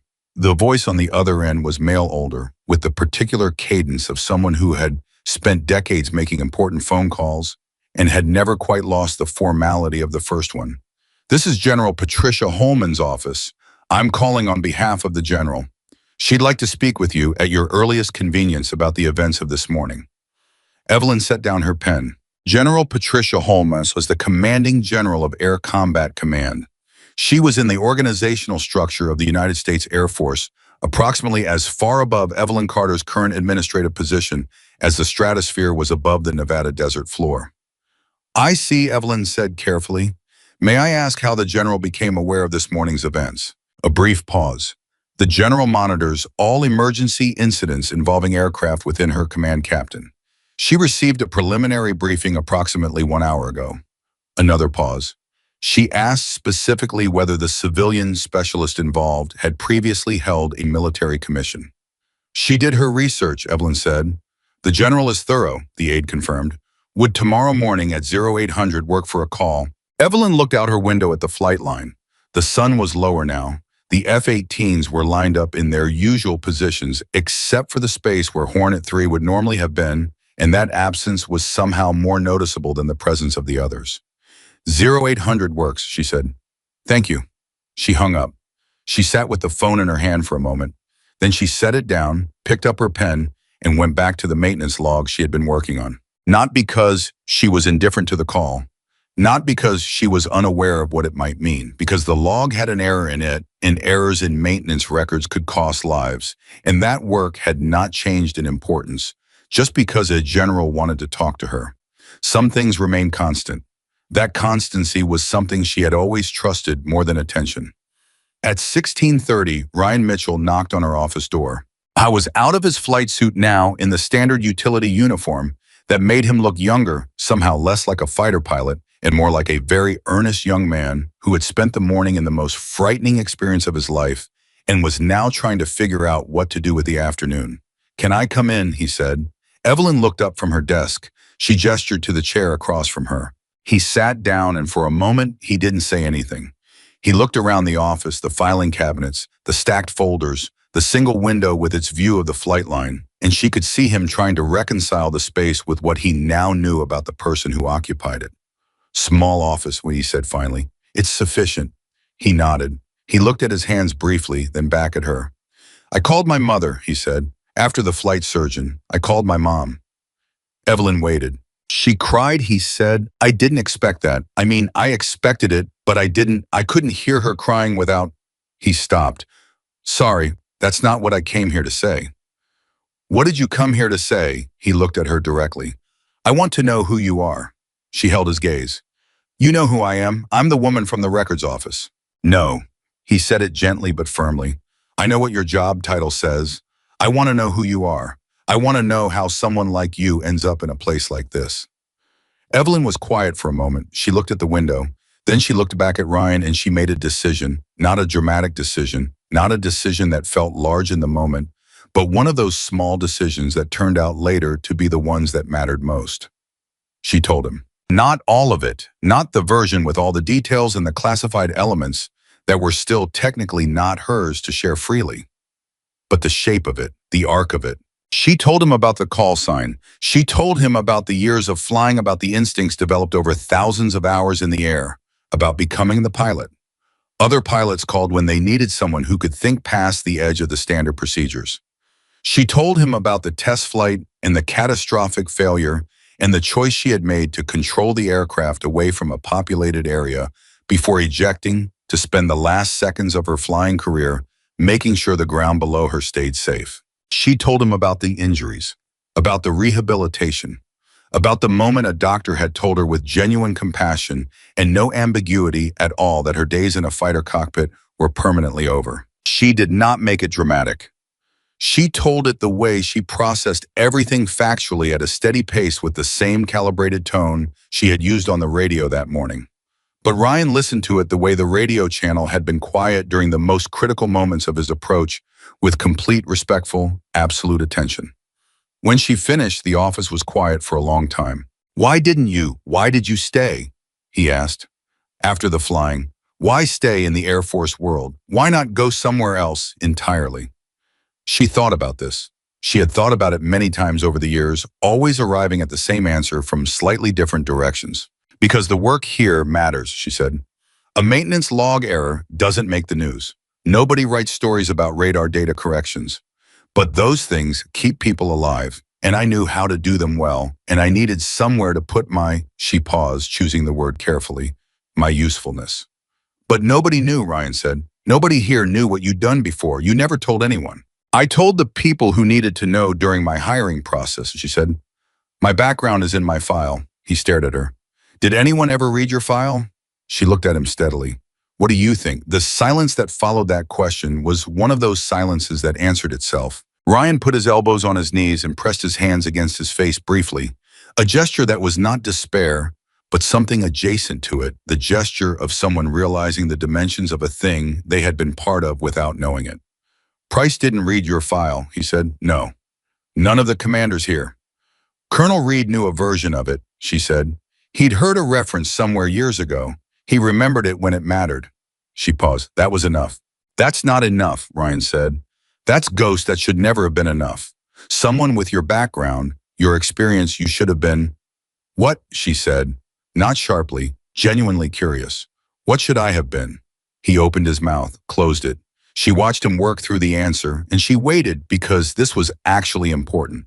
The answer to this question mattered in a way that went beyond Ryan Mitchell's sense of justice or her own history. Teaching, he said finally. You should have been teaching, not just this morning, years ago. You should have been in the classrooms, in the simulators, in the ready rooms. Everything you know, that's not something that can be written in a manual. That has to come from a person. Evelyn looked at him. She looked at him for a long time. And then she said something that surprised him, which was, tell me about the moment you decided to lower your nose. He blinked. What? When I gave you that instruction, lower your nose by 1 degree, you hesitated. I heard it. 3 seconds on the channel. Then you did it. What happened in those 3 seconds? Ryan thought about it. He thought about it seriously, which was what she needed him to do. I ran the numbers in my head, he said slowly, And the numbers were wrong. The number said lowering my nose would make things worse. But he stopped. But, she prompted. But I knew you'd thought through the numbers too, and you'd thought through them more, and you'd done it in a situation I couldn't understand from inside the cockpit. He looked at her. So I made a choice. I chose to trust your calculation over my own. That's right, she said. And do you know what that is? That specific decision in that specific moment? He shook his head slowly. That's the thing we can't put in a manual, she said. The willingness to trust a better set of eyes even when your own eyes are telling you something different. That is the difference between a good pilot and a great one. And I couldn't teach you that in a classroom. She paused. You could only learn it where you learned it. He understood what she meant. In the worst moment of my life, he said quietly. Yes. They sat with that for a moment. Then Ryan said, I'm going to ask you something and I want you to answer me honestly. All right. Did you know it was going to work? When you told me to lower the nose, did you know, or were you making your best calculation with incomplete data? Evelyn looked at him. Best calculation with incomplete data, she said. Same as every decision I made this morning. Same as every decision I ever made in a cockpit. She held his gaze. That's all any of us ever do, Ryan. The difference is in the quality of the data you've gathered before the moment arrives. He absorbed that. I want to fly for 30 more years, he said. And I want to be the kind of pilot that someone calls when it goes wrong. I want to be the kind of pilot that someone trusts. He looked at her. How do I become that? Evelyn was quiet for a moment. Then she said, come back tomorrow. Bring your questions. He looked at her and she saw in his face past the relief and the processing and the slight tremor of someone still metabolizing a genuine brush with death. Something that she recognized because she had seen it in her own face a long time ago, in a mirror in a different life. The look of someone who understood that the real education had just begun. He stood up. He offered his hand. She shook it. He walked out. She turned back to her desk and she picked up her pen and she looked at the maintenance log for approximately 4 seconds before she set the pen back down. Because the thing Ryan had said, not the gratitude, not the questions, but the specific observation he had made, was sitting in her chest in a way that wouldn't settle. You should have been teaching, not just this morning, years ago. She had told herself for nearly 7 years that the work she was doing mattered. And it did. She believed that completely and without reservation. The logs and the records and the corrections, they were real work with real consequences, and she had done them with the same precision and care that she had once brought to flying. But there was a but. The but was Ryan Mitchell's face when he said that thing about trust. The but was the 40 seconds when Price had pulled the headset and Ryan's voice on the channel had broken apart into something raw and undefended. The but was the specific, irreplaceable quality of what had happened in that control room. Not the calculation, not the procedure, but the transmission of something that couldn't be written down or filed away. Her voice, her experience. The particular kind of knowledge that only existed inside people who had been in the place where the knowledge lived. She sat at her desk and she thought about it. And outside the window, the flight line was going quiet as the day shift ended, and the Nevada sky was doing what it did in November evenings, turning colors that she had once watched from 20,000 feet and now watched from a chair behind a desk. She picked up the phone. She called Reed's direct line. He answered immediately. Carter, I need to ask you something, she said. Ask. Is there a current opening in the Advanced Emergency Procedures curriculum, the simulator program? A pause. Not a long one, 3 seconds, maybe 4, but she heard something in it.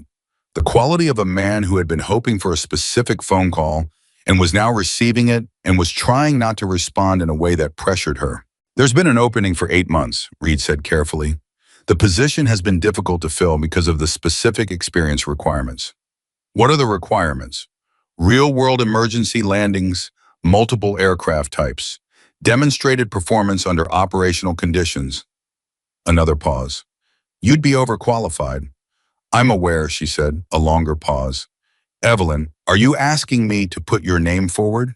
She looked out the window at the flight line, at the empty space where Hornet 3 would have been. Yes, she said. The word sat there for a moment, and it was small, just one syllable, but it weighed what 7 years weighed: all the silence, in the distance, in the maintenance logs, in the careful smallness of a life built to keep a particular kind of pain at arm's length. One syllable that let all of it go. Done, Reed said. His voice was steady, but she heard something underneath it. Something that a man who had spent 30 years learning to keep his voice steady might allow himself in a phone call that nobody else would hear. It's done. She hung up. She sat there a moment. Then she opened the maintenance log, found the error she had been tracking, corrected it with 3 precise strokes of the pen, and closed the file. The work was the work. That would not change.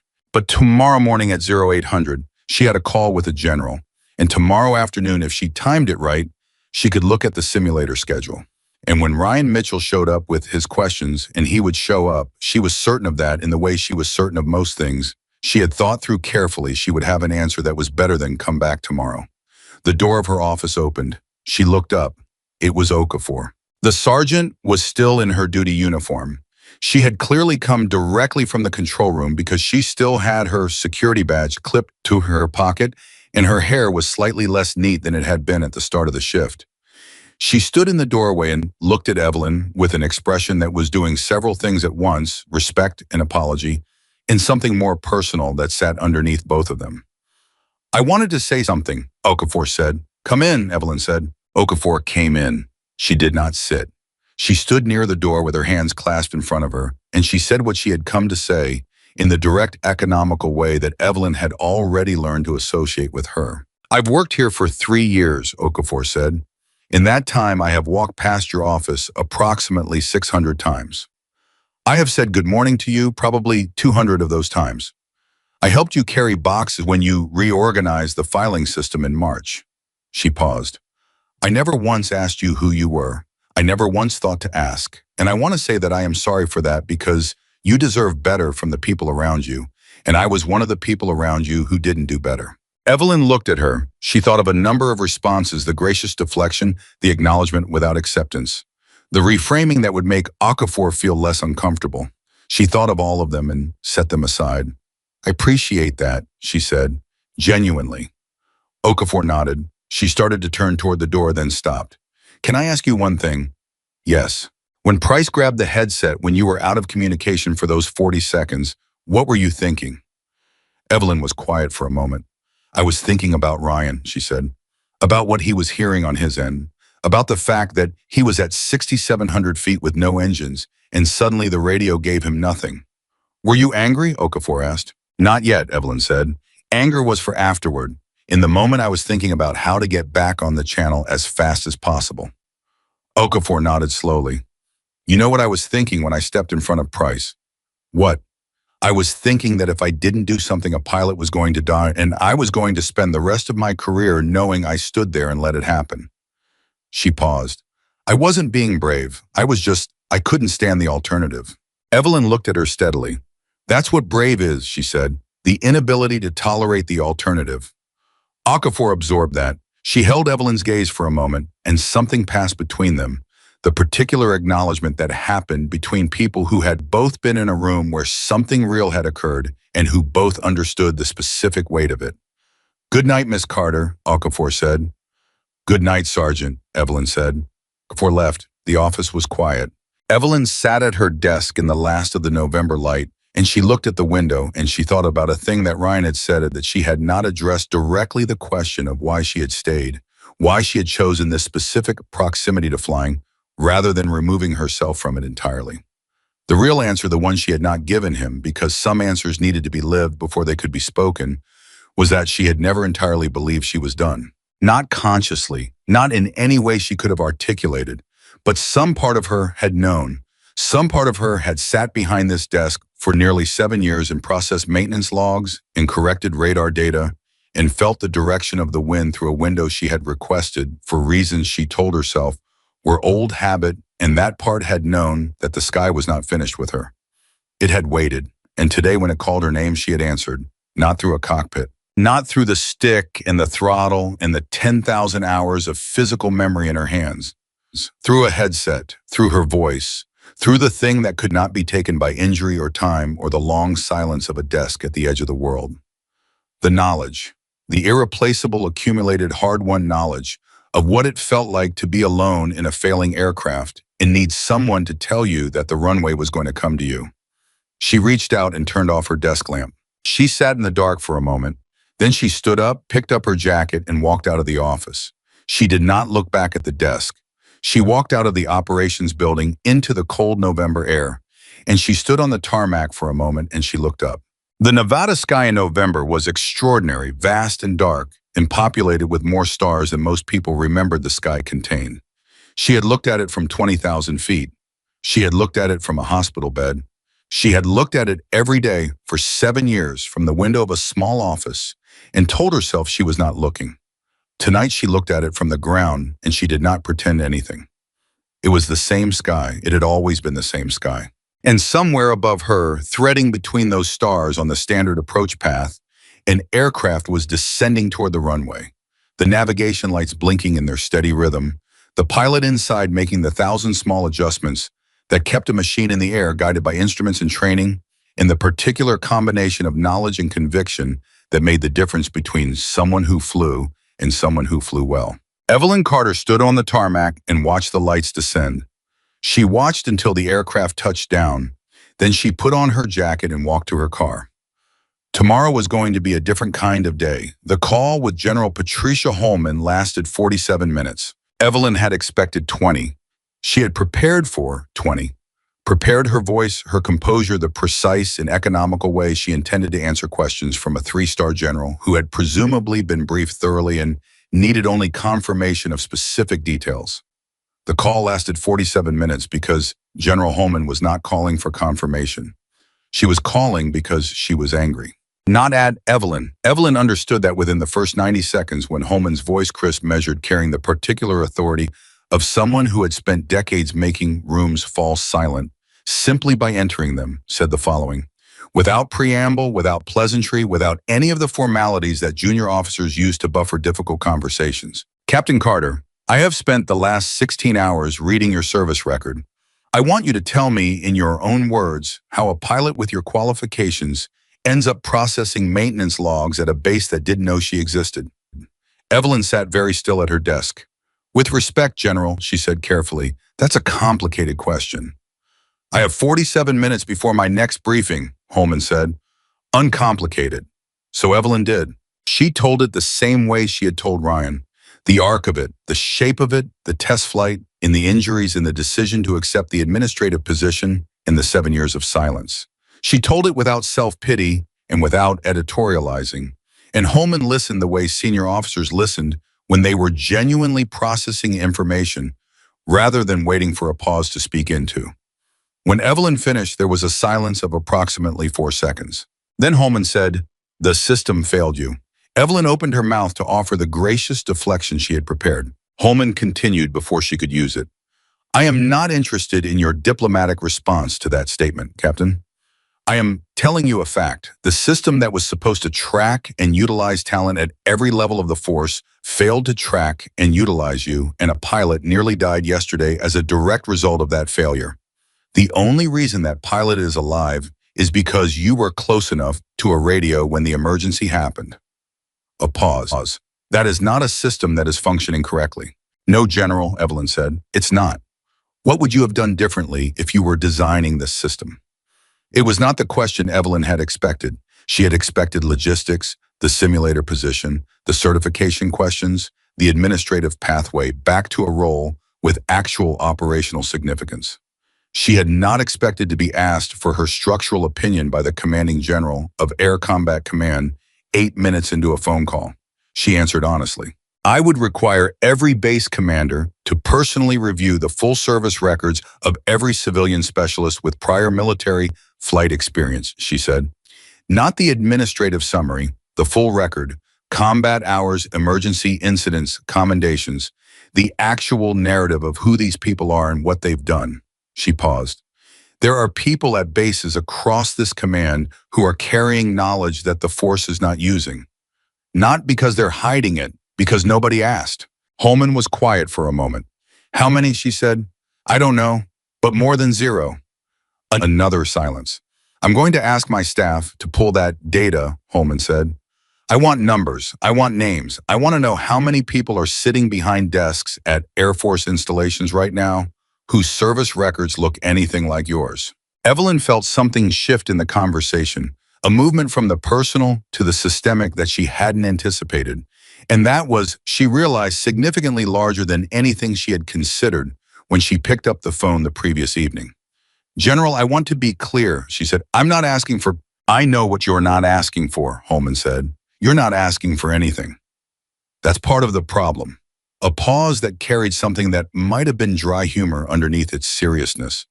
Carter people who deserve recognition rarely ask for it. That's why the system has to look for them instead of waiting for them to raise their hands. The call continued.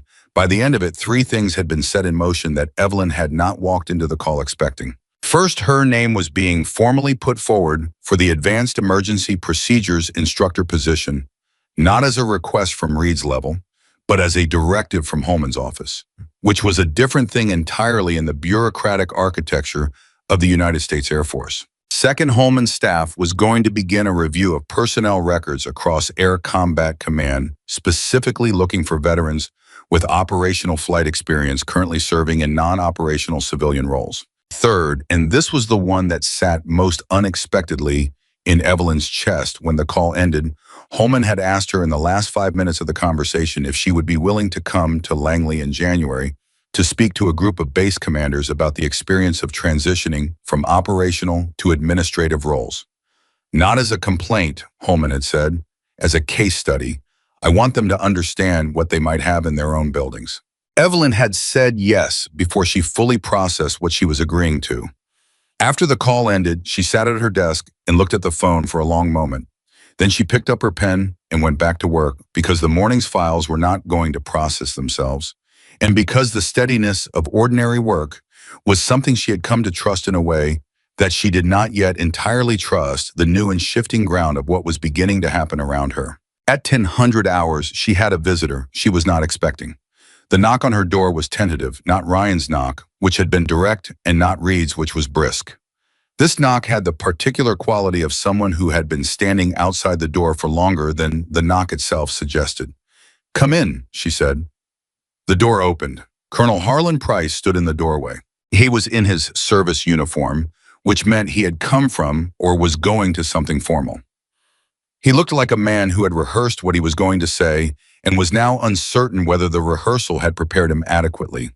He looked, in short, like a man who was uncomfortable and who had decided to be uncomfortable anyway, which was not a small thing. "Captain Carter," he said. She looked at him steadily. "Colonel Price." He came in. He did not sit. She had not invited him to sit, and he did not take that liberty. He stood near the door with his cover under his arm, and he said what he had come to say. "I owe you an apology," he said, "for what I did in the control room. Grabbing the headset, the physical nature of it." He stopped, started again. "That was wrong, procedurally wrong, and personally wrong, and the outcome of the situation makes it look worse than it might have if..." He caught himself. "No, actually it was wrong regardless of the outcome. I would like you to know that I understand that." Evelyn looked at him. She thought for a moment about what she wanted to say, about the cord snapping against her jaw, about the 40 seconds of silence on Ryan's channel, about the specific quality of being removed from a position of authority by someone who had not considered even for a single second the possibility that she might know what she was doing. She thought about all of it, and then she said, "Sit down, Colonel." He sat. "I accept your apology," she said. "Not because what happened didn't matter, because it did, but because I understand why you made the decision you made, and because understanding isn't the same as excusing, but it's also not the same as holding a grudge." Price looked at her with an expression she couldn't immediately name. "You understand why I made the decision," he said. "You saw a civilian at a military console in an active emergency, and you acted on the most obvious interpretation of what you were seeing." She looked at him directly. "The error wasn't the action, Colonel. The error was everything that came before the action. You had been on this base for 8 months and you had never looked at my file." He absorbed that. "No," he said, "I hadn't." "Why?" The question was simple and genuine, and it clearly landed harder than he expected because he took a moment before answering. "Because your position didn't flag you as someone whose file I needed to review," he said. "You were civilian support staff. My attention was on operational personnel. And civilian support staff are not invisible," he said immediately. Then more slowly, "I told myself they weren't invisible. but I treated them as though their history didn't matter until it was relevant to an operational need. He paused, which is functionally the same as invisible. Evelyn nodded. I'm going to ask you something, she said. Please. When you walked into that control room and saw me on the headset before you made any decision about what to do, what was your first instinct, your very first? I thought about it seriously. Surprise, he said. That was the first thing. Genuine surprise because it was so outside what I expected to see. He paused. And then the surprise turned into alarm because the situation was critical and there was a deviation from expected procedure happening, and my entire career has been built on understanding that deviations from expected procedure in critical situations are dangerous. That's correct, she said. They usually are, but not this time. Not this time, because the expected procedure in this situation wasn't adequate to the specific expertise required. She leaned forward slightly. Colonel, you were not wrong to feel alarm at a deviation from procedure. You were wrong to act on that alarm without taking 3 seconds to find out why the deviation was happening. He looked at her. 3 seconds, he said. 3 seconds. You could have asked Reed. You could have asked Okafor. You could have looked at anyone in that room and asked, what's happening here? And someone would have told you, and you would have had the information you needed to make a different decision. He was quiet for a long moment. I didn't take 3 seconds. No, you didn't. She sat back. That's the lesson. Not that your instincts were wrong, that your instincts needed 3 seconds of information before they became action. Price looked at her with the expression of a man who was learning something and who was aware that he was learning it and who was sitting with the slight discomfort of that awareness without trying to move away from it. You're very calm about this, he said. I've had practice being calm under difficult circumstances, she said. He almost smiled. It didn't quite make it all the way to his face, but it got close. I suppose you have. He looked at his cover, then back at her. I heard about the general's call. Word travels. At this base, yes, he paused. I also heard about the simulator position. I want you to know that I will not present any administrative obstacles to that transition. I appreciate that. And he stopped, appeared to decide something. And I would like to sit in on the first session, if that's acceptable to you. Not to evaluate, not in any official capacity. I want to understand what I've been missing. Evelyn looked at him for a long moment. It was not the request she had expected. Not from this man in this office on this particular morning. All right, she said. He stood. He put his cover back under his arm. He looked at her one more time with the expression she still couldn't entirely name, but was beginning to understand the expression of a man who had been forced to see something clearly and was now trying to figure out what to do with the clarity. Captain Carter, he said, for what it's worth, what you did yesterday was extraordinary. What I did yesterday, she said, was what anyone in that room would have done if they'd had the same information. He shook his head. No, it wasn't. He moved to the door. Good morning. He left. She sat at her desk and looked at the closed door for approximately 10 seconds. Then she picked up her pen. The files were not going to process themselves. At 11:45, 3 things happened in rapid succession that would have been notable individually and were together the kind of convergence that people who believed in such things might have called meaningful. First, Okafor knocked on her door and handed her a printed routing slip for the Advanced Emergency Procedures Instructor application. Formal paperwork moving through official channels with Reed's signature already on it and a note from the personnel office that the application was being expedited at the direction of Air Combat Command. Second, Ryan Mitchell appeared in her doorway approximately 30 seconds after Okafor left, carrying 2 cups of coffee and looking like a man who had spent a significant portion of the previous night thinking rather than sleeping. Third, before Ryan could say anything, Evelyn's desk phone rang. She held up one finger to Ryan, who stopped in the doorway. She answered the phone. Carter. Captain Carter, this is Master Sergeant Williams from Public Affairs. The voice was professional and slightly apologetic in the way public affairs voices often were when they were about to make a request that might not be welcome. Ma'am, we've been receiving inquiries from outside the base regarding the emergency incident yesterday. Several news organizations have. I want to be upfront with you. They've obtained some preliminary information about the civilian specialist involved in the recovery, and they are requesting interviews. I wanted to give you advance notice before. No interviews, Evelyn said. A pause. Ma'am, the inquiries are fairly, I want to be honest with you, they're persistent, and there is some pressure from.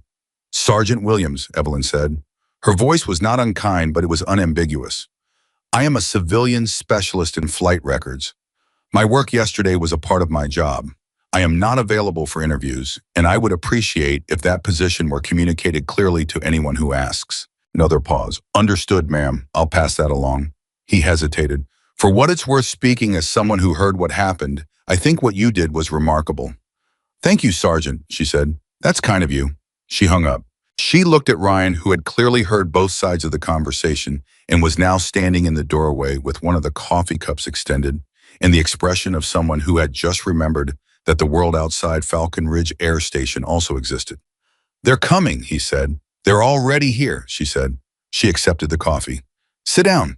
He sat in a sector across from her desk, the same chair he'd occupied the previous afternoon, and he looked at her with the same directness he'd brought to that first conversation, and she understood that whatever he'd spent the night thinking about had not reduced the directness, but had given it a new quality. More settled, more certain of what it wanted to ask. I found your commendation citations, he said, from your service record. I asked Okafor to pull the public portions. Evelyn looked at him over her coffee cup. Did you? You saved 3 different aircraft in emergency situations before the test flight, he said. 3 different incidents, different aircraft types, different failures, different conditions. And in every single one of them, the finding was the same: recovery should not have been possible given the nature of the failure. He paused. How do you do that? How do you recover from something that isn't recoverable? You don't recover from it, she said. You change the definition of what recovery means. He stared at her. What does that mean? She thought about how to say it. She had thought about versions of this answer in the years since the last emergency landing, the one she hadn't walked away from flying, and she had arrived at different formulations of it at different times, but the core of it had always been the same. When an aircraft is in a failure state, she said, the instinct is to try to restore the previous condition, to get the engines back, to get the systems back, to return the situation to what it was before the failure. And sometimes you can do that, but sometimes the previous condition is gone, and the only thing trying to restore it does is waste the time and altitude and energy you need to work with what you actually have. She looked at him. Recovery isn't always going back. Sometimes it's going somewhere different. He sat with that. That's not just about flying, he said. No, she agreed. It's not. He looked at his coffee cup. Is that what you did after the last flight? You stopped trying to go back and started going somewhere different. She looked at him with the particular quality of attention she gave to questions that deserved it. I tried to go back for a long time, she said honestly. The first year, most of the second. I kept looking for a way to restore the previous condition. She paused. At some point, I stopped. I can't tell you exactly when. I woke up one morning and I was done looking backward. And you came here. And I came here. He nodded slowly. And now, she set down her coffee cup. Now the trajectory is different, she said simply.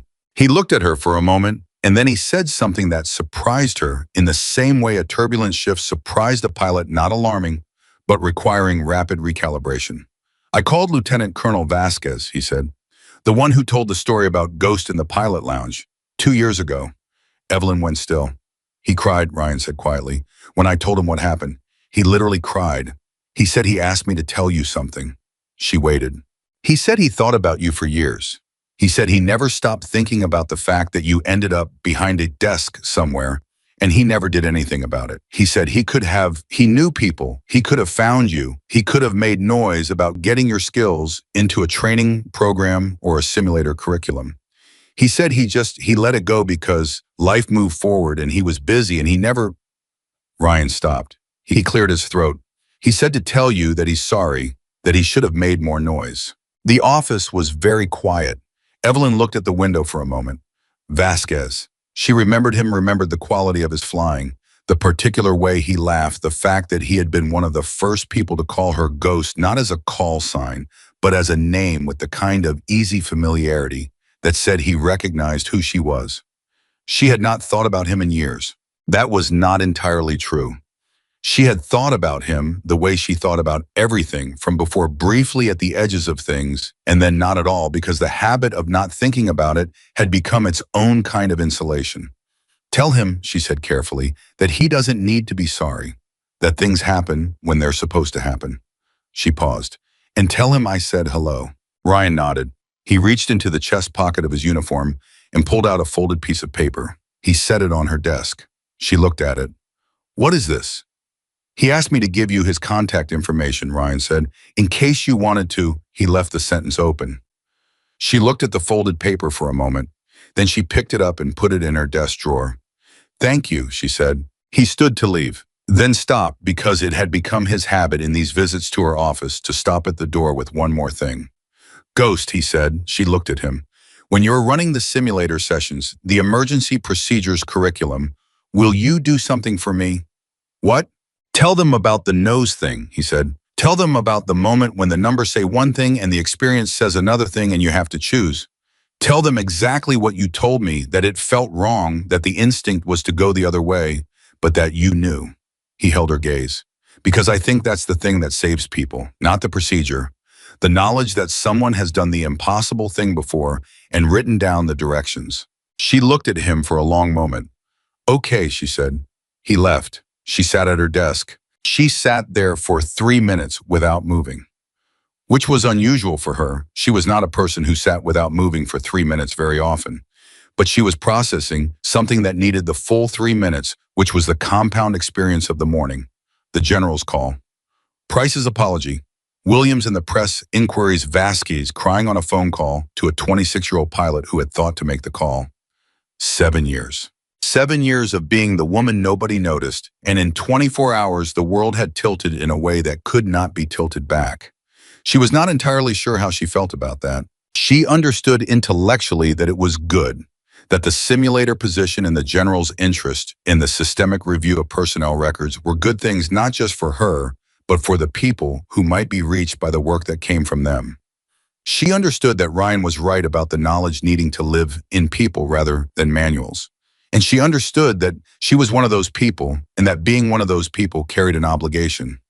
She understood all of it. But there was a part of her, the part that had built the quiet life that had made the deliberate choice to exist at the edges of the world.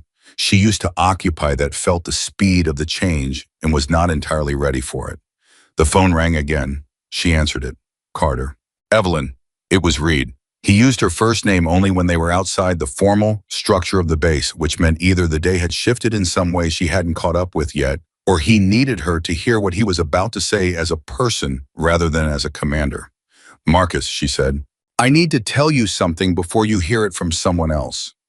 A pause. The story is out. Out. Not officially, not from public affairs, but someone talked. I don't know who. The initial information is sketchy. They don't have your name yet. They have a female civilian specialist with prior military flight experience. But the story is moving, and it is going to get more specific before it gets less. Evelyn closed her eyes briefly. How fast, she said. Fast. By end of day today, I think, possibly sooner. He paused. I can try to slow it, but I can't stop it. The incident is a matter of record, and the people who were in that control room are not obligated to silence. I know, she said. She thought about it. Don't slow it. A surprise pause. Evelyn, if it comes out, it comes out, she said. I'm not going to hide from it. That's not the direction I'm moving anymore. She thought of the drawer with Vasquez's phone number in it. She thought of Ryan's face in the doorway saying, tell them about the nose thing. She thought of Holman's voice saying people who deserve recognition rarely ask for it. All right, Reed said. He paused again, and the pause had something in it that she recognized as the particular quality of a man who had something more to say and was deciding whether to say it. Say it, she said, a short sound that might have been a laugh. The story that's moving out there, the version they have right now, it's already getting traction. It's the kind of story that people respond to. He paused carefully. A lot of people are going to want to know who Ghost is. I know, she said. How do you feel about that? She thought about it honestly, sat with the question the way Holman had sat with her answers, not performing consideration, but actually considering. I feel like it's been 7 years, she said finally, and I feel like I'm tired of being someone nobody knows. Reed was quiet for a moment. Okay, he said softly. Okay, Evelyn. She hung up.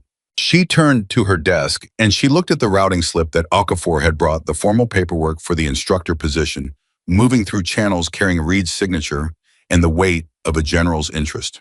She looked at the folded piece of paper in her open desk drawer with Vasquez's phone number on it.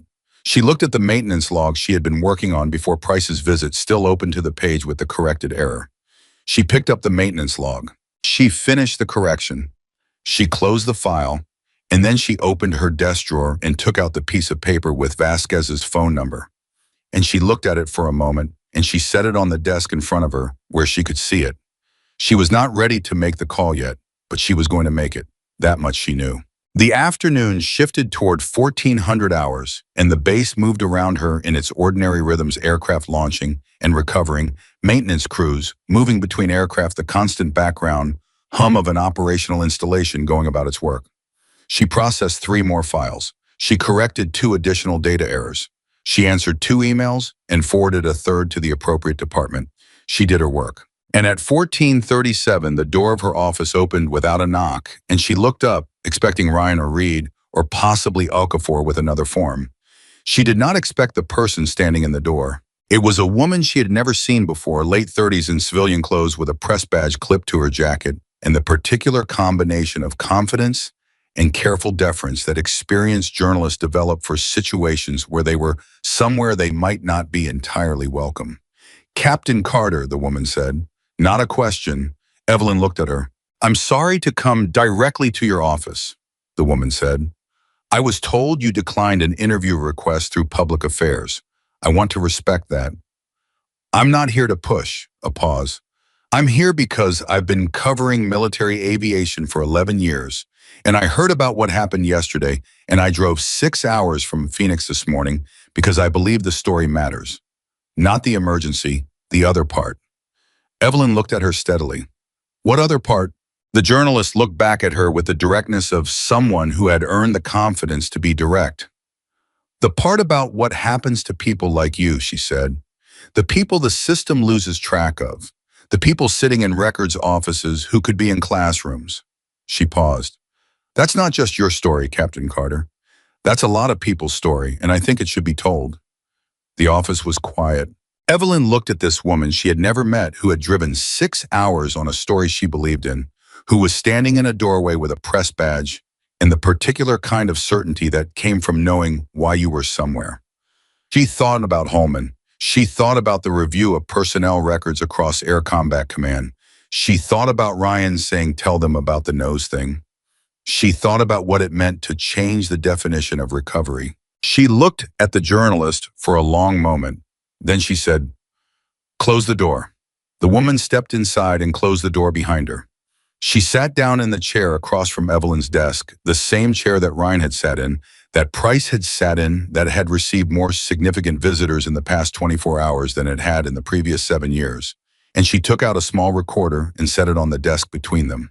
She looked at Evelyn. She waited. And Evelyn Carter, who had spent 7 years being the woman nobody noticed, who had chosen silence with the same deliberateness that she had once chosen the sky, who had built a careful and useful and genuinely meaningful life in the space between who she had been and who the world thought she was. Evelyn Carter looked at the recorder on her desk and made a decision. Not about the story, about the direction. Because Ryan was right that the knowledge had to live in people. And Holman was right that the system needed to look for the people who were carrying it. And Vasquez, crying on a phone call about something he should have done years ago, was right in the way that all regret was right, not as something to dwell in, but as something to learn the right lesson from. The lesson was not that she should have spoken sooner. The lesson was that the speaking when it came should be worth the waiting. She looked at the journalist. "My name," she said, "is Evelyn Carter. My call sign was Ghost. I have been at Falcon Ridge Air Station for 6 years and 11 months. She paused. "This is what I want people to understand." The recorder's light blinked steadily. The afternoon moved. And outside the window on the flight line, where she had spent 7 years not allowing herself to watch the aircraft, continued their endless cycles of departure and return, lifting into the Nevada sky, moving through altitudes and distances that she knew in her body, the way other people knew the streets of the cities they'd grown up in, and then descending, always coming back to the ground that held everything. She talked for a long time. The article published on a Thursday morning, 6 days after Ryan Mitchell landed a dead F-18 on a runway in Nevada. Evelyn did not read it until after she had finished her morning coffee and processed the first two files of the day. She had made that decision deliberately the same way she made most decisions, by deciding in advance what the correct order of things was, and then following that order, regardless of what else was pulling at her attention. The files came first, the coffee came first, the ordinary work of the ordinary morning came first. Because if she let the article be the first thing, she would lose the steadiness she needed to get through whatever came after it. She read it at 7:42. It ran 4,000 words under the headline, "The Pilot Nobody Saw." The journalist had written it the way Evelyn had hoped someone might write it, not as a human interest story about a remarkable woman, not as an outrage piece about institutional failure, but as something more careful and more honest than either of those things. It was a story about systems and the people who fell through the gaps in them. It was a story about the specific and irreplaceable value of experience and the ways that experience went to waste when nobody thought to look for it. It used Evelyn's name and her call sign and a specific and accurate account of what had happened in the control room, and it used that account not as the end of the story, but as the entry point into a much larger question. How many ghosts were out there? How many people with extraordinary knowledge were sitting behind desks at military installations across the country, processing files and correcting data, and never being asked what else they knew? The article ended with a quote from General Patricia Holman, who had agreed to speak to the journalist on the record in a move that Evelyn had not anticipated and that Holman had not warned her about. The quote was brief and precise and carried the particular authority of a three-star general who had decided that something needed to be said publicly. Holman had said, "Captain Carter's case is not unique. It is representative of a systemic failure to track and utilize talent at every level of this force. We are correcting that, and we are starting by acknowledging that we should have corrected it a long time ago." Evelyn read that quote 3 times. Then she closed the article, picked up her pen, and went back to the third file of the morning. By 900 hours, her phone had rung 11 times. She answered 4 of the calls and let the other 7 go to voicemail. The 4 she answered were from people she knew, an old colleague from her flying years who had seen the article and was calling to say something that he couldn't quite find the right words for, and so said several wrong ones in a row until she helped him land on what he actually meant, which was that he was glad she was okay, and that he was sorry, and that he was proud of her in that specific way, that people were proud of people they had known before the hard thing happened. A former instructor who wanted to know if she was going to be in Washington in January, because if she was going to be in Washington in January, he was going to make sure he was in Washington in January. Okafor, who did not say anything for a moment after Evelyn answered, and then simply said the article was right and every word of it was right. And Reed, who called to tell her that his email had 347 unread messages before 9 in the morning, and that 17 of them were from other base commanders. "What do the other base commanders want?" Evelyn asked. "They want to talk to you," Reed said. "Most of them are asking some version of the same question. They want to know how to find their own ghosts." She was quiet for a moment. "And what do you tell them?" "I tell them to start by reading their files," he said. "Actually reading them, not the summary, the file." She heard something in his voice. "How many?" she asked. "How many what?" "How many bases have already found someone since the review started?" A pause. "Holman's office sent me a preliminary count this morning." She waited. 31, he said. 31 people at installations across Air Combat Command with operational flight experience, currently serving in non-flight administrative roles. Some of them are there by choice.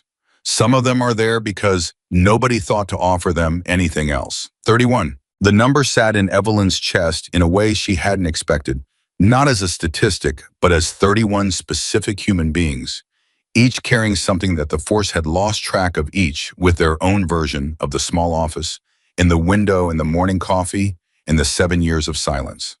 "What happens to them now?" she said. "That depends on each individual situation," Reed said. "Some of them may not want anything to change. Some of them may want exactly what you wanted, a path back to the work that uses what they actually know." He paused. "But now at least someone is asking the question." "That's not nothing," she said. "No," he said, "it's not nothing." She hung up. She sat at her desk, And she thought about 31 people waking up this morning and going to their desks at their respective bases and processing their respective files, not yet knowing that someone had counted them. Then the door opened and Ryan Mitchell walked in with 2 cups of coffee, which had become over the past 6 days something close to a daily ritual, him appearing at her door at some point in the late morning, coffee in hand, with questions she hadn't anticipated and observations she found herself looking forward to.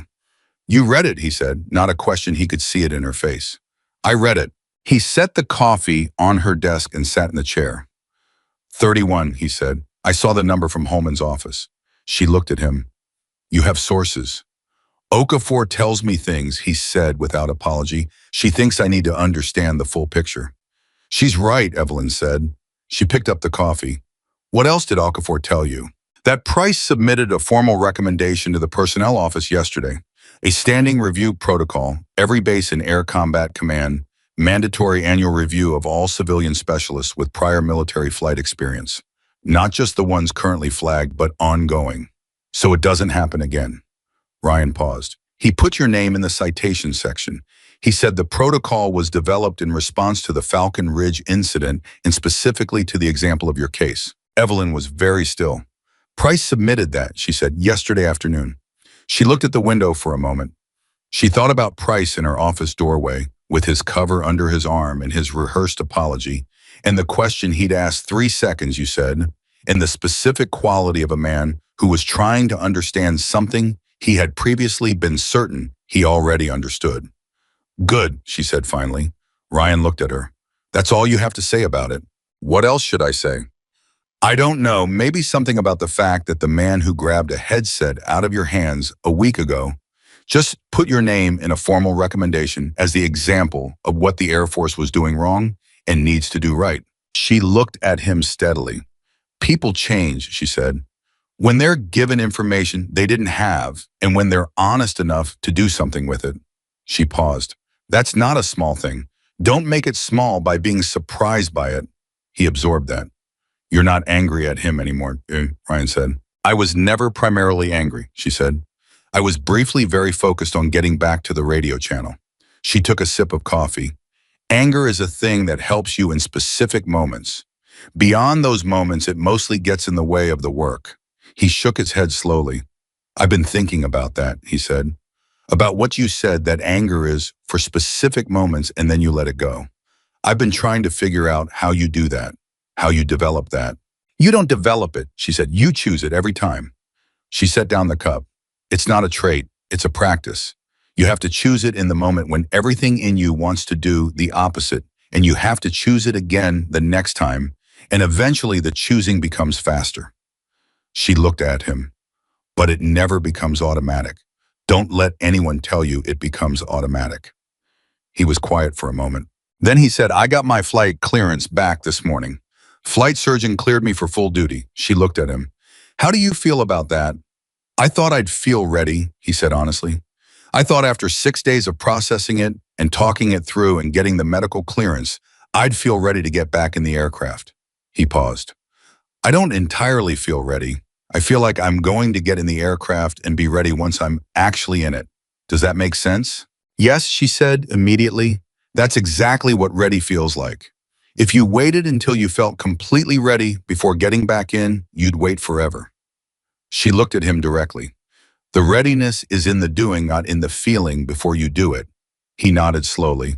"Is that what it was like for you after your last flight?" She looked at him for a moment. "No," she said, "because there was no getting back in for me. The readiness I was working with was different, not readiness to fly again, but readiness to do something else with what I knew." She paused. "That took longer, and it arrived in a different way. Not as a feeling of being ready, as the inability to justify waiting any longer." He held her gaze. "And that's where you are now." "That's where I am now," she said. He stood up. He picked up his empty cup. He looked at her with the expression she had come to recognize over the past 6 days, as the one that meant he had more to say, but was choosing his moment. "They're talking about naming something after you," he said. "The training protocol, the new simulator curriculum. Someone in Holman's office suggested calling it the Carter Protocol." She stared at him. "I'm telling you now," he said, "because I figured you'd rather hear it from me than from a memo." She opened her mouth, closed it. I don't want anything named after me, she said. I know, he said, but it might happen anyway. He moved to the door, then stopped because it was what he did. Ghost, he looked back at her. If they name it something else, if they call it the Emergency Recovery Instructor Program or the Advanced Procedures Protocol or whatever language works for them, what would you want it to teach, the core of it, the thing that can't be in a manual? She looked at him. She thought about Ryan falling from 22,000 feet with no engines. She thought about her own final flight, the choices made in the last 40 seconds before ejection. She thought about Okafor stepping in front of Price and about Price sitting in the chair across her desk, and about Holman's voice saying people who deserve recognition rarely ask for it. She thought about 31 people at 31 desks across Air Combat Command and what it would mean to find them, to tell them they had been counted, to ask them what they were carrying. That the sky is not the enemy, she said. When everything fails, when the engines are gone and the instruments are wrong, and every number is telling you that you're finished, the sky is not the enemy. The sky is the medium you work in. The problem is specific and the problem is solvable, and your job is to stay present long enough to solve it. She paused. And that you are never as alone as you feel in that moment, because there are people on the ground who are thinking about your problem and who have thought about problems like yours before. And finding those people, knowing they exist, knowing how to reach them, that is as important as any technical skill you will ever learn. Ryan stood in the doorway and looked at her. That's the curriculum, he said quietly. That's the curriculum, she agreed. He left. The morning moved toward noon. At 11:15, three things happened. The first was that Evelyn received a text message from a number she didn't recognize, which read, I heard you're teaching now. Good. It's been too late for a long time, but better late. Call me when you have a minute. It was signed with a first initial and a last name, and it was the name of a pilot she had flown with 14 years ago, who she had believed had left the aviation world entirely and gone into commercial real estate in Texas. The second was that two pilots she had never spoken to, a captain and a first lieutenant, both young, both clearly having coordinated their arrival in advance, knocked on her door together and asked if they could ask her some questions about emergency procedures, and she said yes. And they spent 40 minutes in her office, and she did not look at the clock once. The third was a phone call from Vasquez. Not the message through Ryan, not a text, a direct call on his personal cell to her cell, which meant Ryan had passed her number along, which she had not authorized but also did not regret. She stepped out into the corridor to take it. Evelyn. His voice was older than she remembered. Of course it was older, she had not heard it in 14 years. But underneath the age, it was the same voice with the same quality that had always characterized it, genuine and direct, and slightly unguarded in a way that not many fighter pilots allowed themselves to be. Vasquez, she said.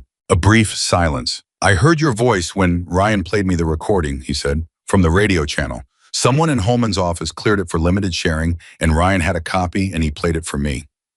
Another silence. You sound exactly the same. She stood in the corridor and held the phone and felt something that was large and complicated and did not have a simple name. You sound older, she said. He laughed. It was a real laugh, surprised and genuine. I am older. So are you. A pause. I owe you something. You owe me a phone call, she said. You made it. I owe you more than that. Ryan told me what he found in the commendation record. 3 recoveries before the last flight. His voice was careful now, the way it got when he was saying something he had thought about for a long time. I knew about 2 of them. I didn't know about the third. And when I heard about it, all 3 of them laid out like that, I kept thinking about the fact that when I told that story in the pilot lounge, I told it like you were a legend, like you were something from the past. And the whole time you were correcting maintenance logs, she said. I should have found you, he said. I had the means to find you, and I didn't use them, and I don't have a good reason for that, except that I got busy and time moved, and I told myself the story had already been written. He paused. I'm sorry, Evelyn. She stood in the corridor and she held the phone and she thought about what she had told Ryan, that anger was for specific moments, and beyond those moments, it got in the way of the work. Here's what I want you to do with that apology, she said. I want you to take it and turn it into something concrete. You have connections I don't have. You have 30 years of relationships in this community. Find the ghost on your end. Find the people you know who ended up in places that aren't using what they know. Make noise about them the way you should have made noise about me. A silence. You're giving me homework, he said. I'm giving you a purpose, she said. There's a difference. Another silence longer this time, and she heard something moving through it that she recognized because she had felt it herself in the past 6 days. The specific quality of a person realizing that the thing they were sorry about could be transformed into something that mattered more than the apology itself. All right, he said. All right, Evelyn, I'll make noise. Good, she said. Call me in a month and tell me what you found. She hung up. She went back into her office. She sat at her desk. She looked at the routing slip for the instructor position, still sitting in the corner of her desk where she had placed it 6 days ago. The formal processing was nearly complete. Reed's assistant had confirmed that the certification waiver, which required documentation of her real-world emergency experience in lieu of current simulator instructor certification, had been approved at the command level. She was, in the language of Air Force Personnel Administration, approximately 4 signatures away from having a different job title. 4 signatures, 7 years. She picked up the pen. She had 3 more files to process before the end of the day. She did them in order with the same precision and care she had brought to every file for 6 years and 11 months, because the work was the work and it mattered, and that had not changed. At 1300, the door opened without a knock, and she looked up, expecting Ryan. It was not Ryan. It was a woman she had met once briefly at a personnel briefing 2 years ago, Major Sandra Chen, the current head of the base's training coordination office. Chen was efficient and direct and had the specific quality of someone who managed large amounts of information without losing track of any of it. She had a folder in her hand and an expression that said she had been working toward this conversation for at least the past 24 hours. Miss Carter, Chen said, do you have 10 minutes? Sit down, Evelyn said. Chen sat. She opened the folder. She set it on the desk between them. The simulator curriculum, Chen said. I've been asked to coordinate the development of the new module, the emergency procedures component, that will be built around your framework. General Holman's office wants a preliminary structure by the end of the month. She looked at Evelyn directly. I want to build it with you, not around you, with you. Evelyn looked at the folder. She looked at Chen. What's the timeline? She said. Aggressive, Chen said. They want the first cohort going through the simulator curriculum in 8 weeks. 8 weeks is very fast for a curriculum development process. I know, but there are pilots going up right now who don't have this framework, and every day that the curriculum doesn't exist is a day that it could matter that it doesn't exist. Evelyn heard the logic of that immediately because it was the same logic she had applied to maintenance log corrections for 7 years. The errors that nobody noticed were still errors, and the cost of them was real whether anyone could see it or not. What do you need from me? She said. Everything, Chen said simply. Every decision point, every non-intuitive choice, every moment in an emergency where your experience told you something different from what the instrument said. I want to map those moments, and I want to build a framework around them that other pilots can learn. She paused. I want to take what's in your head and make it transmissible. Transmissible. It was exactly the right word, and Evelyn recognized it as exactly the right word, and the recognition settled something in her chest that had been slightly unsettled since the morning of the emergency. The question of whether what she knew could be taught, whether the specific and embodied nature of her experience was something that could be passed along, or whether it was simply and permanently personal. Transmissible. Okay, she said, let's start now. Chin looked slightly surprised. Now, I thought we could schedule. You said 8 weeks and you said it was aggressive, Evelyn said. So let's start now. Chen reached into her folder and pulled out a blank notepad and a pen. She was smiling, not a large smile, but the particular smile of someone who had expected to spend 10 minutes making a request and was now suddenly beginning the actual work. Okay, she said. Tell me about the first time you knew something that your instruments didn't. Evelyn looked at her and she began. She talked for 2 hours and 14 minutes without stopping, except to answer clarifying questions. She talked about specific emergencies and specific decisions and the specific quality of information that came from physical experience inside a failing aircraft at altitude information that no instrument panel could give you because it lived in the hands and the body and the accumulated weight of hours spent paying attention to things most pilots were trained to automate. She talked about what it felt like to know with confidence something that looked wrong on paper, and how that confidence was not arrogance, but data. Data stored in a format that had no technical name. Data accumulated over years of asking the next question when the standard answer wasn't enough. Chin wrote continuously. She never stopped writing. At 15:14, Ryan knocked on the door, the knock that had become recognizable to Evelyn in the past 6 days, direct and unhesitating, and opened it and stopped when he saw Chen sitting across the desk with a notepad that was nearly full. "I'll come back," he said. "No," Evelyn said. "Come in, sit down." He came in. He looked at Chen. He looked at the notepad. He sat in the second chair that had appeared in her office sometime in the past week, placed there by someone who had noticed the traffic of visitors and made a practical adjustment without being asked. "Chen is building the curriculum," Evelyn said. Ryan looked at Chen. "What do you have so far?" Chen looked at her notepad and then looked at Ryan with the expression of someone who was still processing the size of what they had been given. 11 non-intuitive decision points, she said, each one with a specific scenario, a specific instrument, reading a specific physical indicator that contradicts the reading and the decision pathway for each outcome. She paused.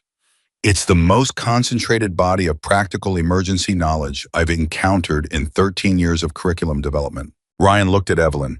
Evelyn looked back at him without expression. "I told you," he said. "You told me." "Well," she said. Chen looked between them. "There's something else," she said, and her voice shifted slightly, the shift of someone moving from the professional conversation to the one underneath it. "I want to ask you something, and I want you to know that it's not part of the official curriculum development." "This is me asking." "Ask," Evelyn said. "Why didn't you tell anyone?" Chen said. "I mean the people on this base, your colleagues. Why did you spend 7 years not telling the people you worked with every day who you were?" The office was quiet. Ryan went very still. Evelyn looked at Chen, and then she looked at the window, and then she looked back at Chen, and she said the things she had been saying in different formulations to different people all week, and that she had not yet found the exact right words for, but that she was getting closer to every time. "Because I wasn't sure it still mattered," she said, "who I had been, what I had done. After the injury, after the flying ended, I didn't know how to carry the identity of who I was in the air while living the life I was living on the ground." She paused. "So I put it down. I told myself I put it down because it was modest, because I wasn't the kind of person who needed to be recognized. But that wasn't entirely honest." She held Chen's gaze. "The honest reason was that I was afraid. If I told people who I had been, and they looked at me the way people look at something that used to be significant with that particular kind of polite, diminished regard, I would have had to feel that every day." Another pause. "It was easier to be nobody than to be someone who used to be somebody." Chen was very still. "And now," she said. "Now," Evelyn said, "I understand something that I should have understood earlier. The pilot I was and the person I am right now are not two separate things. They were never two separate things. I made them separate because it was easier to manage the grief that way." She looked at the window one more time. "I'm done making them separate." Chen looked at her for a long moment. Then she looked down at her notepad. She wrote something at the top of the first page. She turned it so Evelyn could read it.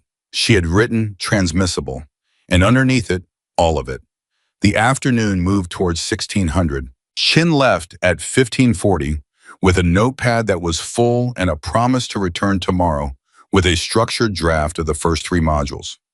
Ryan stayed for another 20 minutes asking the questions he'd been accumulating, and Evelyn answered them with the same precision and patience she brought to everything, not because the patience came naturally in all moments, but because she had decided it was the correct approach and she followed the decision.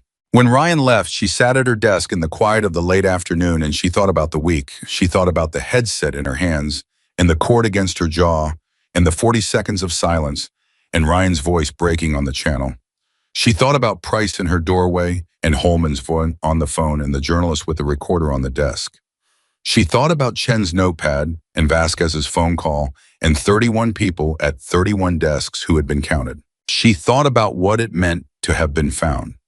Not rescued, not restored to something that had been taken, but found the way things were found when someone finally looked in the right place at the right time, when the emergency was specific enough to make the question unavoidable when the system was finally forced to ask who else was in the building.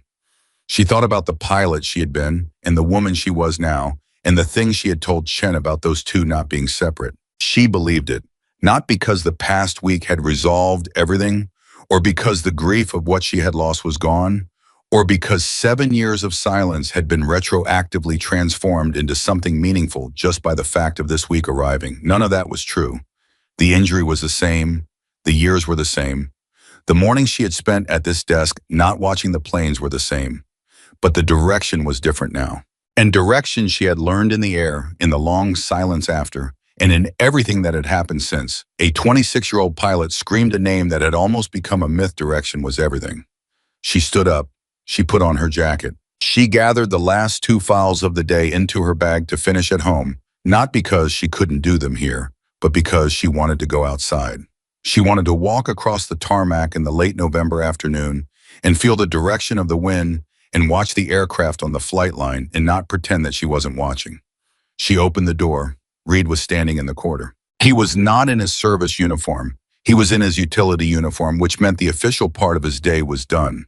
He was holding a piece of paper and he was looking at it with an expression she couldn't read from the doorway. "Marcus," she said. He looked up. "The 4th signature came through," he said. He held out the paper. She took it. It was the personnel action form, fully signed and routing, complete, approved at every level from base to command.